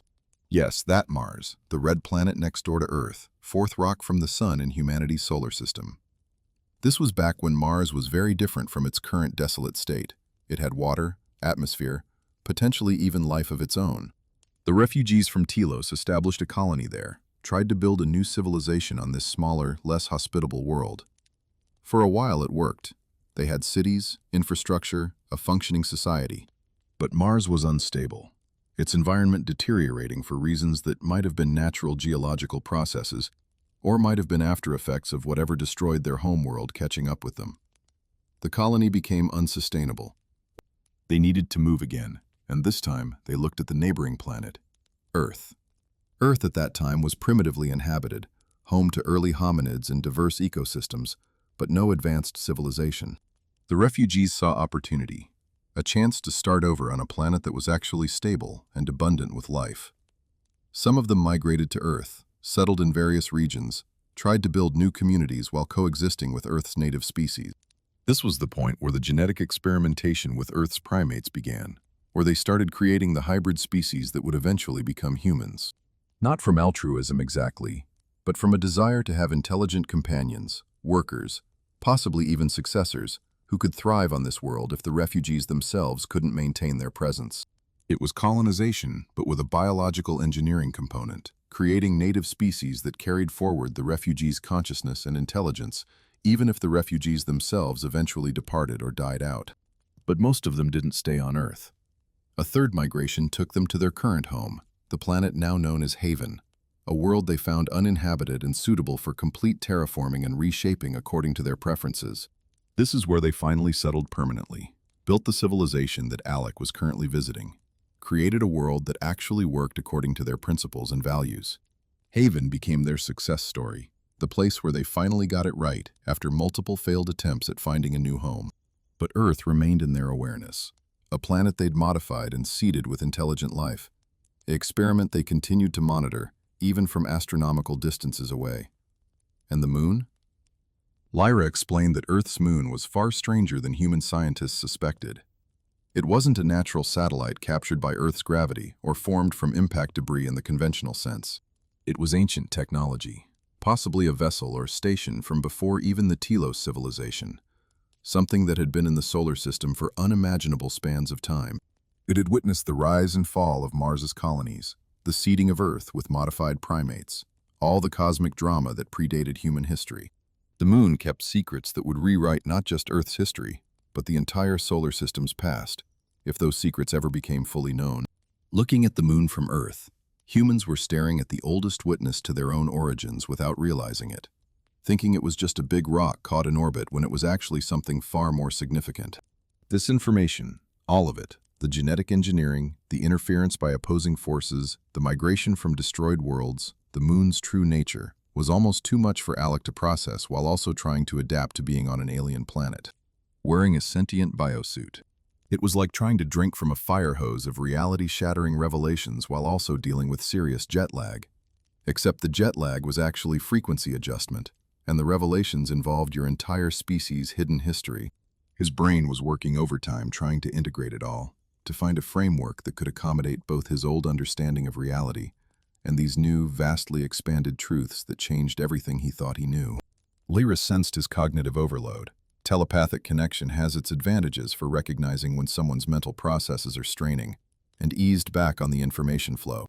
She conveyed something reassuring, a thought feeling that suggested this was all being shared not to destroy his worldview, but to prepare him, to give him context he'd need for understanding what came next. Because apparently, there was more. Though how there could be more after "your species is genetically engineered and the moon is ancient alien technology" was hard to imagine.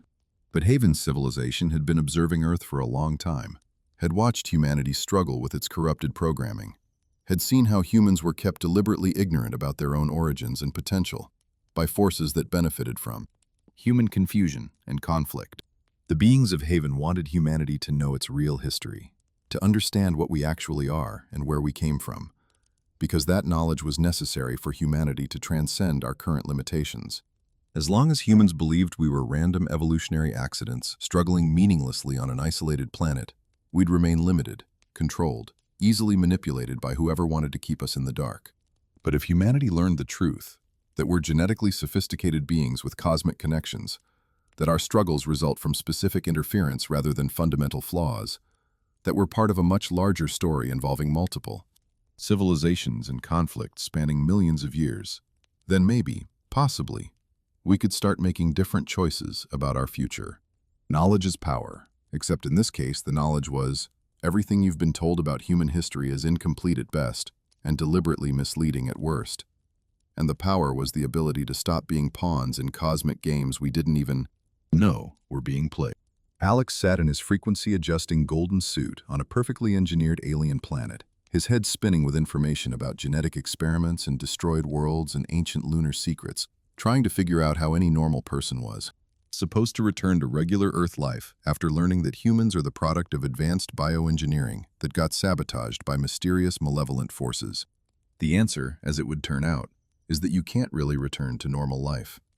Once you know something this fundamental about your species and your world, once the cosmic context has been revealed, you're fundamentally changed.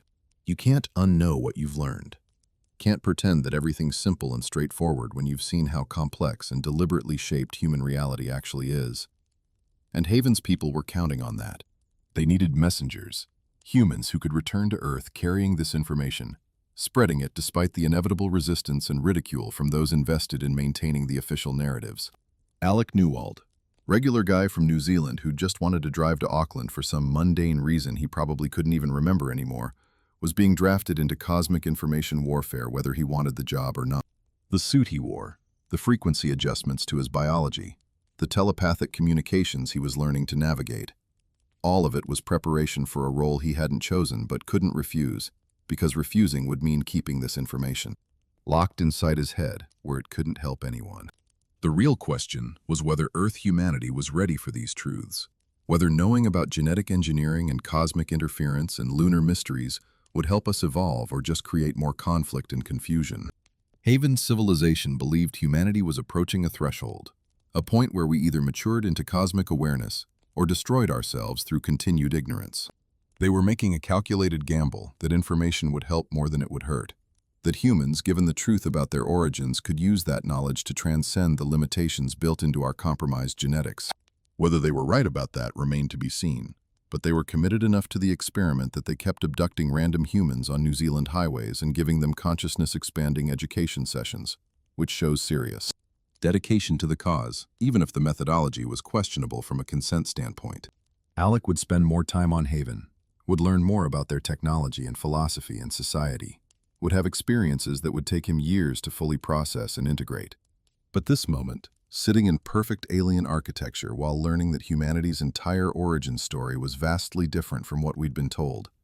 This was the pivot point, the moment where his old understanding of reality died and something much Stranger and more complex took its place. No going back from here, only forward, carrying impossible knowledge and trying to figure out what to do with it in a world where most people would think he was crazy if he shared it. But that, as they say, was a problem for future Alec to deal with. For now, he just sat on an alien planet, wrapped in living technology, trying to absorb the revelation that his species was an experiment that got sabotaged, and that Earth's moon was hiding secrets that would blow human history wide open if anyone bothered to investigate properly. Just another Tuesday in the universe, except it was definitely not Tuesday anymore, and he was very, very far from Kansas. Or New Zealand. Same difference at this distance. After dropping the bomb about humanity being a genetically engineered species that got sabotaged mid-creation, you'd think Lyra might give Alec a break, maybe let him process that information while enjoying some nice alien scenery and adjusting to his living biosuit. But no, apparently the curriculum for Human Gets Abducted to Another Planet and Receives Reality-Shattering Education was packed with content, and they were on a tight schedule. So while Alec was still trying to wrap his head around the whole "your species is a compromised experiment" revelation, Lyra decided it was time to explain why humans perceive reality so incompletely and what that means for our understanding of, basically, everything. She began transmitting concepts about dimensional perception, which sounds like something from a physics textbook, but was actually more fundamental than that. According to Haven's understanding of reality, and remember, these are people whose civilization had millions of years to figure this stuff out while humans were still debating whether fire was a good idea. Everything that exists has dual aspects, positive and negative dimensions that operate simultaneously and are equally real. Not positive and negative in a moral sense, like good versus evil, but more like the positive and negative poles of a magnet, or the way electrical current requires both to flow. Every object, every event, every moment of existence has these complementary aspects, and true perception of reality requires being aware of both simultaneously. It's like how you need both eyes to get depth perception. With just one eye, you're missing crucial information about spatial relationships. Now here's where it gets problematic for humans. The genetic sabotage that got inserted into human DNA, that interference by the mysterious opposition that Lyra had mentioned earlier, didn't just add fear and aggression to our programming. It also limited our perceptual apparatus, specifically our ability to perceive the negative dimensional aspect of reality. Humans basically got locked into seeing only half of what's actually there, like wearing glasses that filter out certain wavelengths of light, except the filtering happens at a much more fundamental level. We're perceiving reality through a deliberately imposed handicap, seeing an incomplete picture and thinking it's the complete one because we literally don't have access to the information that would tell us we're missing something. It's like being colorblind from birth. You don't know you're missing colors because you've never experienced them, so your perception feels complete even though it objectively isn't. This explained, according to Lyra, why human understanding of physics and reality is so limited and contradictory. Scientists observe phenomena that don't make sense, develop theories that work mathematically but don't align with intuitive reality, argue about whether light is a particle or wave because it seems to be both depending on how you look at it. All of these confusions arise because we're trying to understand a dual-dimensional reality while only perceiving one dimension of it. It's like trying to understand a 3D object by only looking at its 2D shadow. You can gather some information, develop some useful theories, but you're fundamentally missing crucial aspects that would make everything make more sense. Human science has actually done impressively well, considering we're working with incomplete sensory data. Kind of like how blind people can navigate complex environments through sound and touch. We've developed workarounds for our perceptual limitations, but we're still limited in ways we don't even realize. The beings of Haven, by contrast, had full dimensional perception.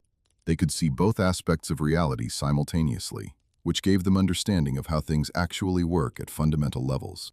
This is why their technology seemed magical to human perception. They were manipulating aspects of reality that humans can't even detect, working with the complete picture while humans are fumbling around with half the puzzle pieces. Their consciousness-operated ships, their living biosuits, their frequency-shifting abilities, all of it depended on understanding and manipulating both dimensional aspects. It would be like trying to explain color to someone who's only ever seen grayscale. You could describe it, give them mathematical wavelength data, but they wouldn't truly understand what color is until they experienced it directly. Alec was starting to have experiences that gave him glimpses of this dual perception, partly because of his frequency adjustment, and partly because extended exposure to Haven's environment was beginning to activate dormant aspects of his perceptual an apparatus that human genetics had locked down. But Lyra wasn't finished rewiring Alec's understanding of what's possible. She moved on to discussing energy, specifically the kind of energy that powers civilizations. And this is where things got really interesting from a "this information could change everything on Earth" standpoint. Haven's entire technological infrastructure ran on what they called ambient field energy, electromagnetic fields that exist everywhere in the universe, permeating all space, accessible at any location if you know how to tap into them. Not solar panels collecting sunlight, not generators burning fuel, not nuclear reactors splitting atoms. Just devices that interface with the electromagnetic field that's already present everywhere and extract energy from it directly. Unlimited, clean power, available anywhere at any time, with no fuel required, no pollution generated, no resource extraction necessary. The kind of energy paradigm that would make oil companies have collective nervous breakdowns and revolutionize human civilization basically overnight. And here's the thing that probably made Alec want to put his head through a wall. Humans had already discovered this. Or more accurately, a human had discovered it decades ago, and the knowledge had been systematically suppressed, buried, discredited, and kept from being developed into practical applications. Lyra mentioned a specific Earth scientist by name, though the telepathic transmission of names across different linguistic frameworks is imperfect. Alec understood it as something like the Serbian inventor, or the man of lightning, which pretty clearly refers to Nikola Tesla, the brilliant engineer who kept ranting about wireless power transmission and pulling electricity from the air while everyone thought he was losing his mind. Except Tesla wasn't losing his mind. He was onto something real, something that could have liberated humanity from dependence on controlled energy resources, and certain interests made very sure his work on this technology never reached practical implementation. Because here's the uncomfortable truth that Lyra conveyed with something approaching anger, which was notable because these beings were generally very calm and measured in their mental communications. Earth humanity has been kept deliberately limited, deliberately dependent, deliberately in the dark about technologies that could solve most of our major problems. Free energy exists, is accessible, could be developed with Earth's current level of engineering knowledge if anyone was allowed to work on it seriously. But it threatens too many power structures, too many economic systems built on resource scarcity and energy control. Oil companies, energy cartels, governments that derive their power from controlling access to limited resources. They all have massive incentive to make sure free energy technology never becomes mainstream. So they suppress it, buy up patents and bury them, discredit researchers who get too close, make sure that even though the knowledge is there in principle, it never actually reaches practical application that would benefit regular humans. This is the kind of information that makes conspiracy theorists feel validated and makes skeptics roll their eyes. But Lyra wasn't being theoretical or speculative. She was describing observed facts from their civilization's monitoring of Earth. Haven's people had watched human history unfold, had seen promising technologies get suppressed, brilliant minds get sidelined or destroyed, breakthrough discoveries get buried or classified. They knew about the mechanisms of suppression because they'd been observing them operate for decades. And it frustrated them, this civilization that had solved these problems millions of years ago, watching humans struggle with artificial scarcity and manufactured dependence, while the knowledge to break free existed but remained inaccessible. Like watching someone starve while sitting next to a fully stocked refrigerator they've been convinced they can't open. The electromagnetic field energy technology, according to Lyra's explanation, wasn't even particularly complicated once you understood the principles. It just required thinking about energy in ways that contradicted what humans had been taught, recognizing that the vacuum of space isn't actually empty, but is filled with tremendous energy potential, understanding that this energy could be accessed through properly designed devices that created the right kind of resonance with the ambient field. Tesla had been on the right track. Other inventors over the decades had gotten close. Some had even built working prototypes before their work mysteriously disappeared, or they suddenly decided to abandon their research, or their funding dried up for unclear reasons. The technology existed in fragments, scattered across suppressed patents and forgotten research papers, waiting for someone with enough resources and protection from suppression to actually develop it into something practical. But implementing free energy on Earth would require more than just technical knowledge. It would require overcoming massive institutional resistance from powers that benefit from the current system. It would require political will that currently doesn't exist. It would require enough people understanding that alternatives are possible to create pressure for change. This is why Haven kept trying to get information to humans, why they occasionally grabbed someone like Alec and gave them this education. They couldn't just arrive openly and hand over the technology. That would violate various cosmic protocols about interfering with developing civilizations.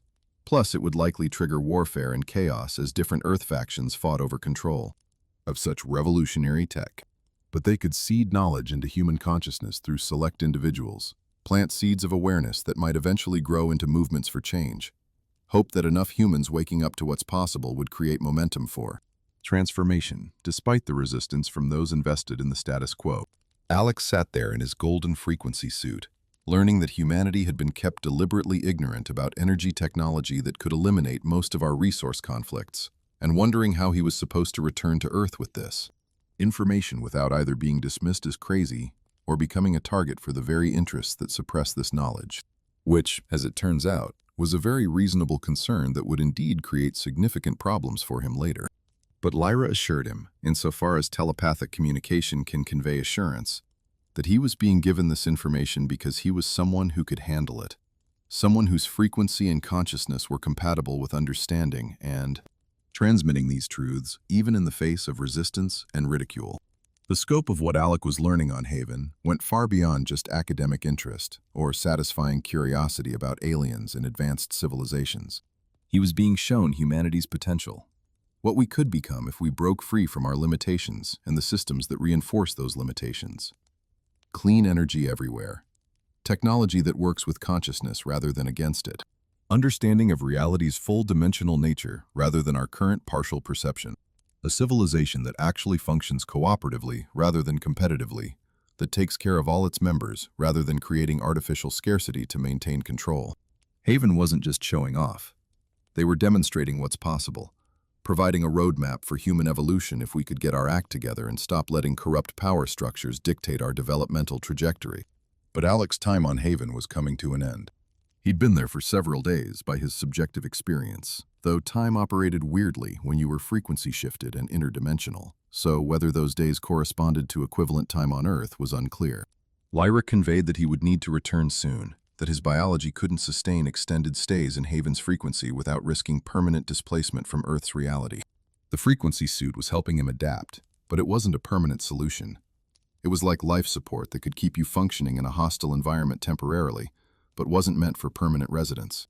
Alec would need to go back to Earth, back to his normal frequency, back to regular human consciousness operating within its limited perceptual range. Except now he'd know what he was missing, what humanity was missing, and that knowledge would make normal life feel very constrained. Before the return journey, Lyra gave him what she described as crucial information for his safety and mission on Earth.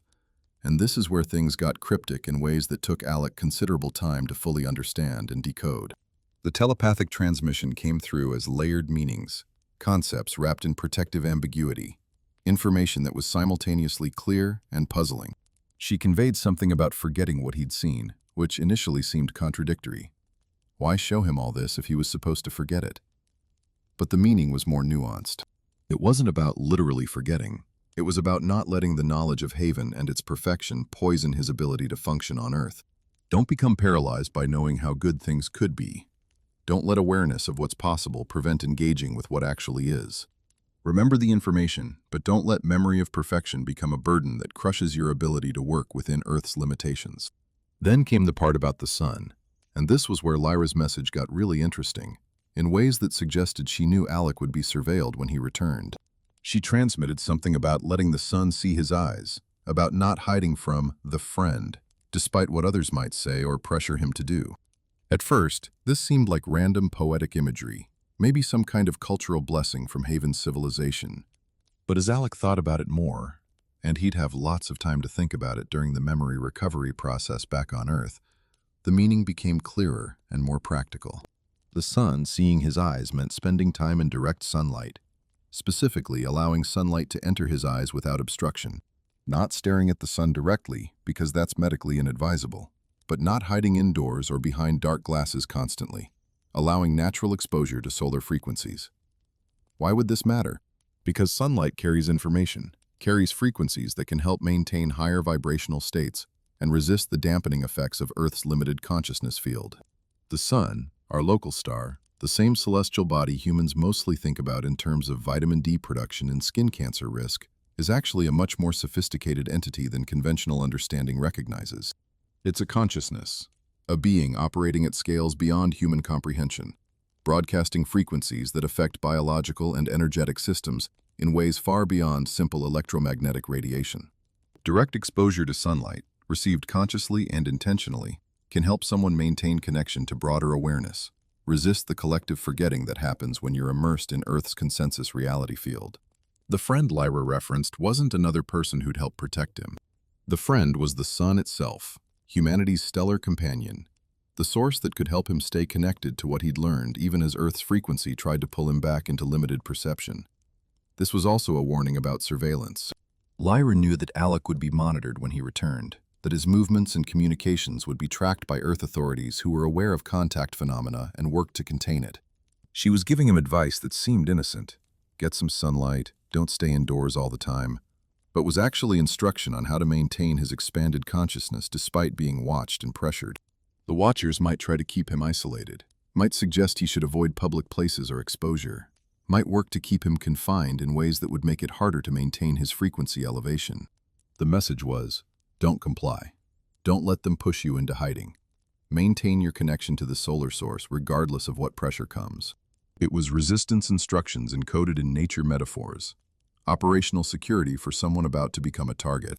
There was also implication in Lyra's message that Alec's role wasn't just to remember what he'd learned, but to transmit it, to share the information despite consequences. He was being positioned as a messenger, someone who'd carry crucial knowledge back to Earth and make it available to others who might be ready to hear it. This would make his life difficult, would open him up to ridicule and harassment and worse. But it was necessary because information this important couldn't stay locked in one person's head. Haven's civilization needed humans who'd been shown the truth to actually talk about it, write about it, spread it, even in the face of attempts to discredit or silence them. Alec was being drafted into information warfare, given ammunition in the form of reality-expanding knowledge, and pointed toward the battlefield of human consciousness, where forces working to maintain limitation would definitely push back against what he had to say. The weight of this responsibility was settling on Alec as Lyra's communication continued. He wasn't just some random guy who'd had a weird experience. He was being recruited into a much larger operation, a long-term project by advanced civilizations to help humanity evolve beyond our current limitations. Despite all the forces, both terrestrial and possibly non-terrestrial, working to prevent that evolution. He could refuse, could choose to stay silent about what he'd learned, let the memories fade without trying to preserve or share them. But doing so would mean abandoning the purpose for which he'd been selected, brought to Haven, educated about humanity's real history and potential. The choice was his to make, but it was a choice with implications far beyond his personal comfort or safety. Lyra conveyed final messages about the return journey, technical information about how the frequency shift back to Earth would work, what to expect during the transition. The memory suppression would be temporary, she explained. The information would surface gradually as his Earth frequency brain adapted to processing it. The headaches he'd experienced were part of that adaptation, neural pathways being restructured to accommodate memories of experiences that normal human neurology wasn't designed to handle. The dreams would be his unconscious mind's way of previewing the memories before releasing them to conscious awareness, giving him time to build mental frameworks that could support what he'd experienced. It was all designed to be as gentle as possible while still ensuring the information eventually became accessible rather than staying permanently locked away. And then, with final telepathic assurances and something that felt almost like affection, these beings might be super intelligent and technologically advanced, but they apparently still experienced something like emotional connection. Lyra guided Alec back to the bioship that would transport him back to Earth. Or more accurately, transport him back to a frequency state where Earth would be his primary reality again, rather than Haven. The journey back, Alec was told, would feel similar to the journey out. The same dissolution of solid matter into vibration and frequency, the same passage through dimensions that operated under different rules. He'd arrive back on that New Zealand highway in his car, disoriented and confused, with no conscious memory of the intervening days, but with all the information stored in his unconscious, waiting to emerge when his brain was ready to handle it.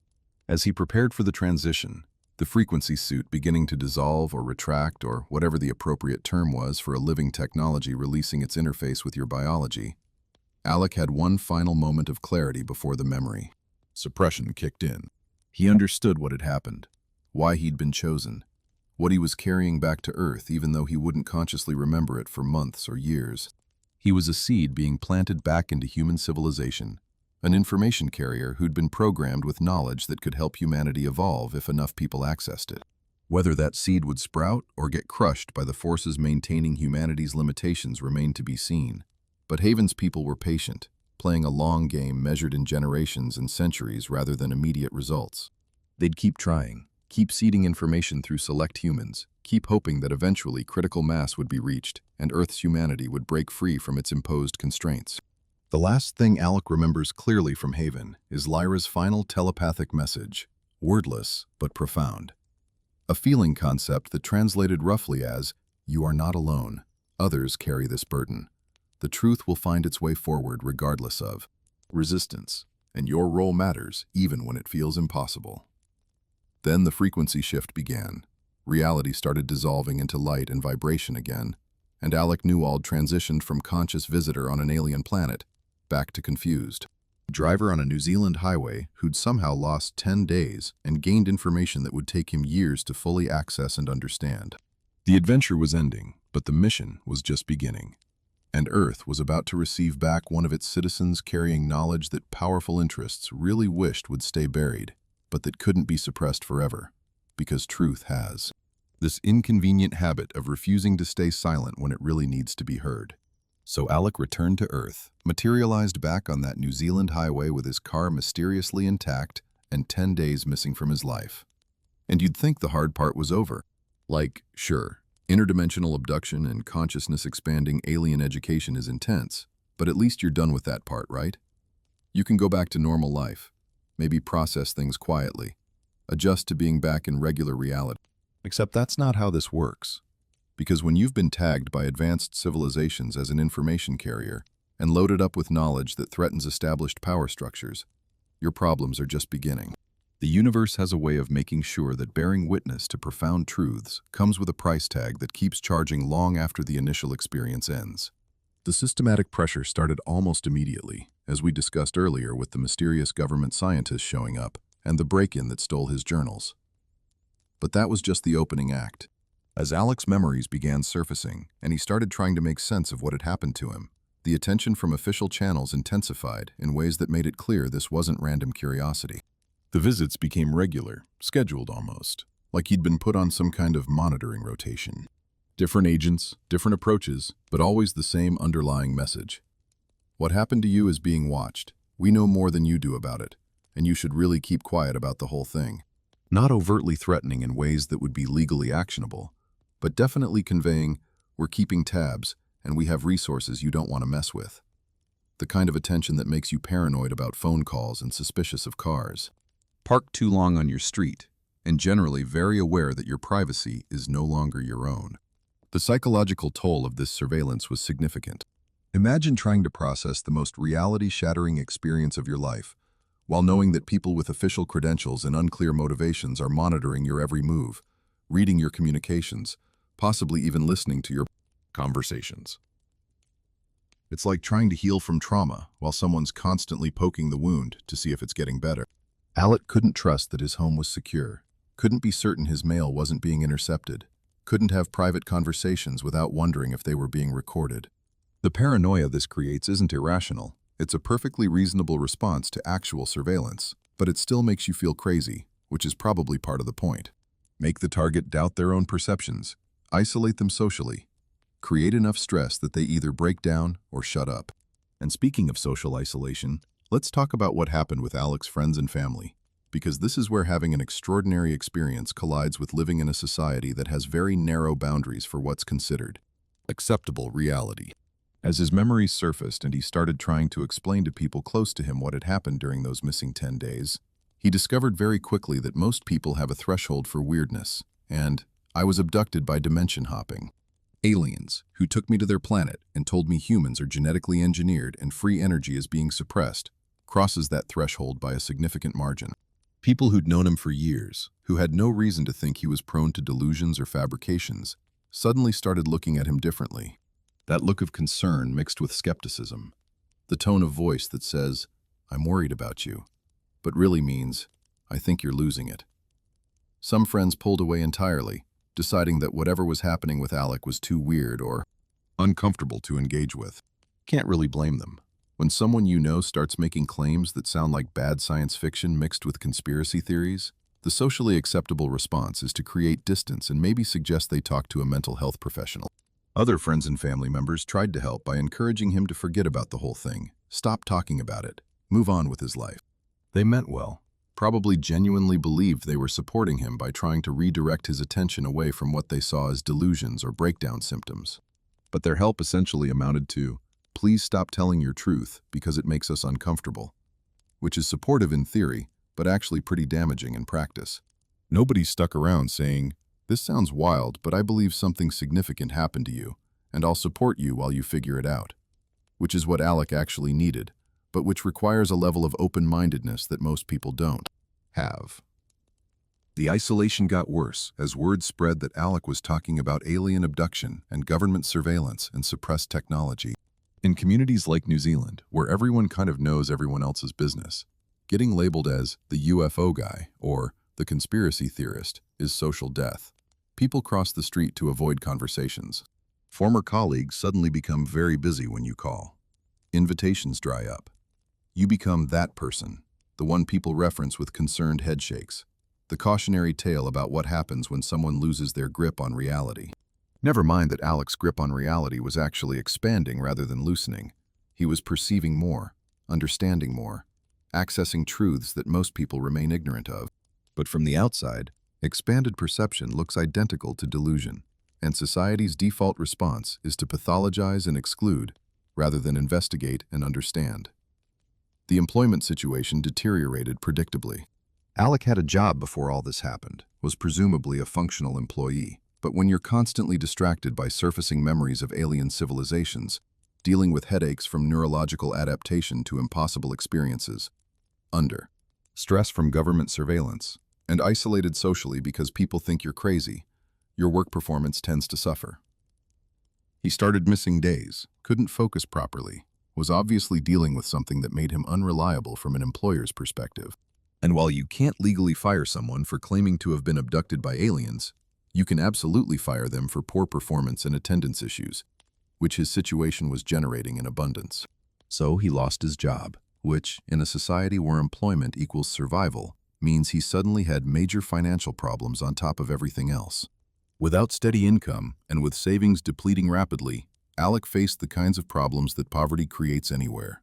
Difficulty paying rent, stress about basic necessities, the grinding anxiety of not knowing how you're going to survive next month. This is part of how the system handles people who have inconvenient experiences and refuse to shut up about them. You don't need to overtly persecute them, just let normal economic pressures do the work. Someone who's worried about becoming homeless has less energy to devote to sharing their alien contact story with the world. Someone who's struggling to eat doesn't prioritize writing books about suppressed technology and humanity's cosmic origins. The surveillance and social isolation created vulnerability, and economic pressure exploited that vulnerability, pushing Alec toward a position where staying quiet and trying to rebuild a normal life would have been the rational choice. Most people in his situation would have given up, accepted that this chapter of their life was too weird to share publicly, and tried to move on. But Alec didn't give up, which is either tremendously brave or somewhat insane, depending on your perspective. As his memories continued solidifying and the full scope of what he'd experienced became clear, he made a decision that would define the rest of his life. He was going to share this information publicly, regardless of consequences. This wasn't impulsive or manic. He spent years processing, recording, trying to understand what had happened and why before going public. But by the mid-1990s, he'd reached a point where keeping silent felt worse than whatever backlash might come from speaking out. He'd been given this information by Haven's civilization specifically so it could be shared with other humans. Staying quiet about it would be betraying that trust and abandoning the purpose for which he'd been selected and educated. In 1995, he made contact with a publication called Nexus, one of those alternative media magazines that covers topics mainstream outlets won't touch. UFOs, suppressed technology, consciousness research, government conspiracies. The kind of magazine that people into this stuff treat as essential reading, and that skeptics dismiss as paranoid fantasy. For Alec, it was a lifeline, a platform where his story wouldn't be immediately dismissed as delusion, where editors understood that sometimes the truth sounds stranger than fiction, because fiction has to be plausible, while truth just has to be true. Nexus was interested in his account, recognized its significance even if they couldn't verify it, and gave him space to tell his story in his own words, without excessive editorial filtering or demands that he tone down the weird parts to make them more acceptable. The response from the Nexus community was intense and mixed. Some readers were absolutely captivated, recognized what Alec described as consistent with their own experiences or research, saw his account as validation of things they'd suspected but couldn't prove. Others were skeptical but intrigued, willing to consider that maybe something genuine had happened even if the details seemed incredible. And of course, there were dismissive responses. People convinced he was lying for attention or experiencing genuine delusions that had nothing to do with actual alien contact. The spectrum of reactions basically mirrored the broader range of human responses to anomalous experiences. Some accept, some question constructively, some reject automatically. What mattered for Alec was that he'd gotten the information out there, put it into circulation where people ready to hear it could access it. But Nexus was just the beginning. In 1997, Alec took the much bigger step of publishing a full book about his experiences. He called it Transmission, a title that worked on multiple levels, referring both to the information he'd received from Haven's civilization and his role as someone transmitting that information to Earth humanity. Writing the book was an act of defiance against all the forces that wanted him silent, a middle finger to the surveillance apparatus that had been monitoring him, a rejection of the social pressure to conform to acceptable reality narratives.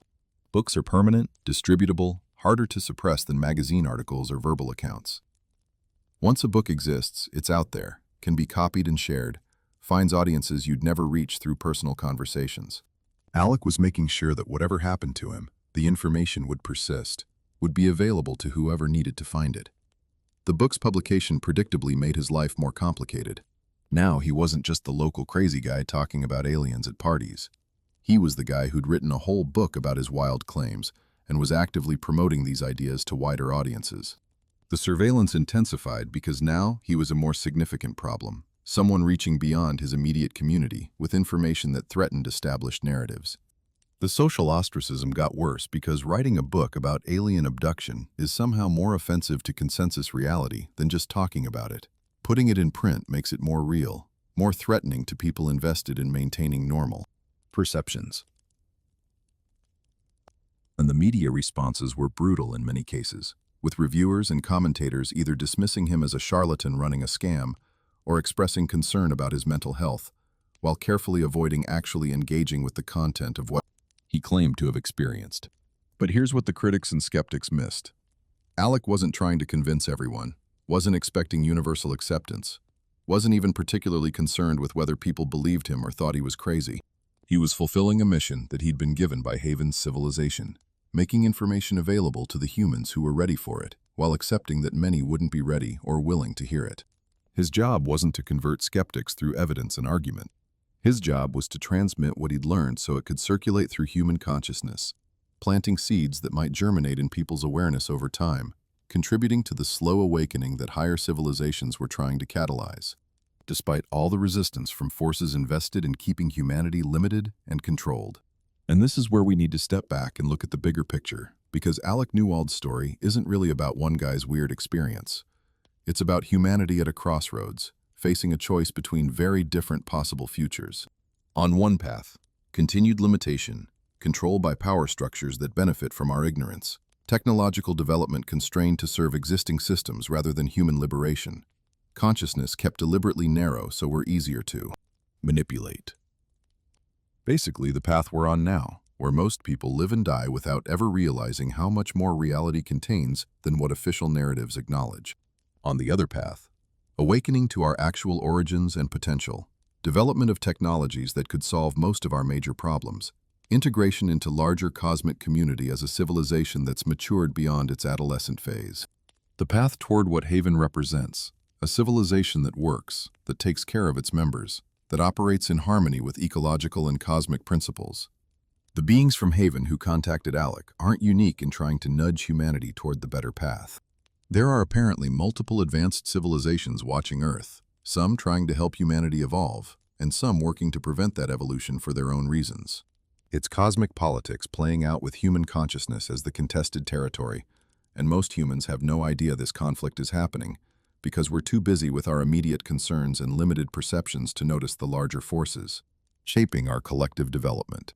The contactees, the abductees, the people who have experiences like Alec's. They're not random victims of alien curiosity.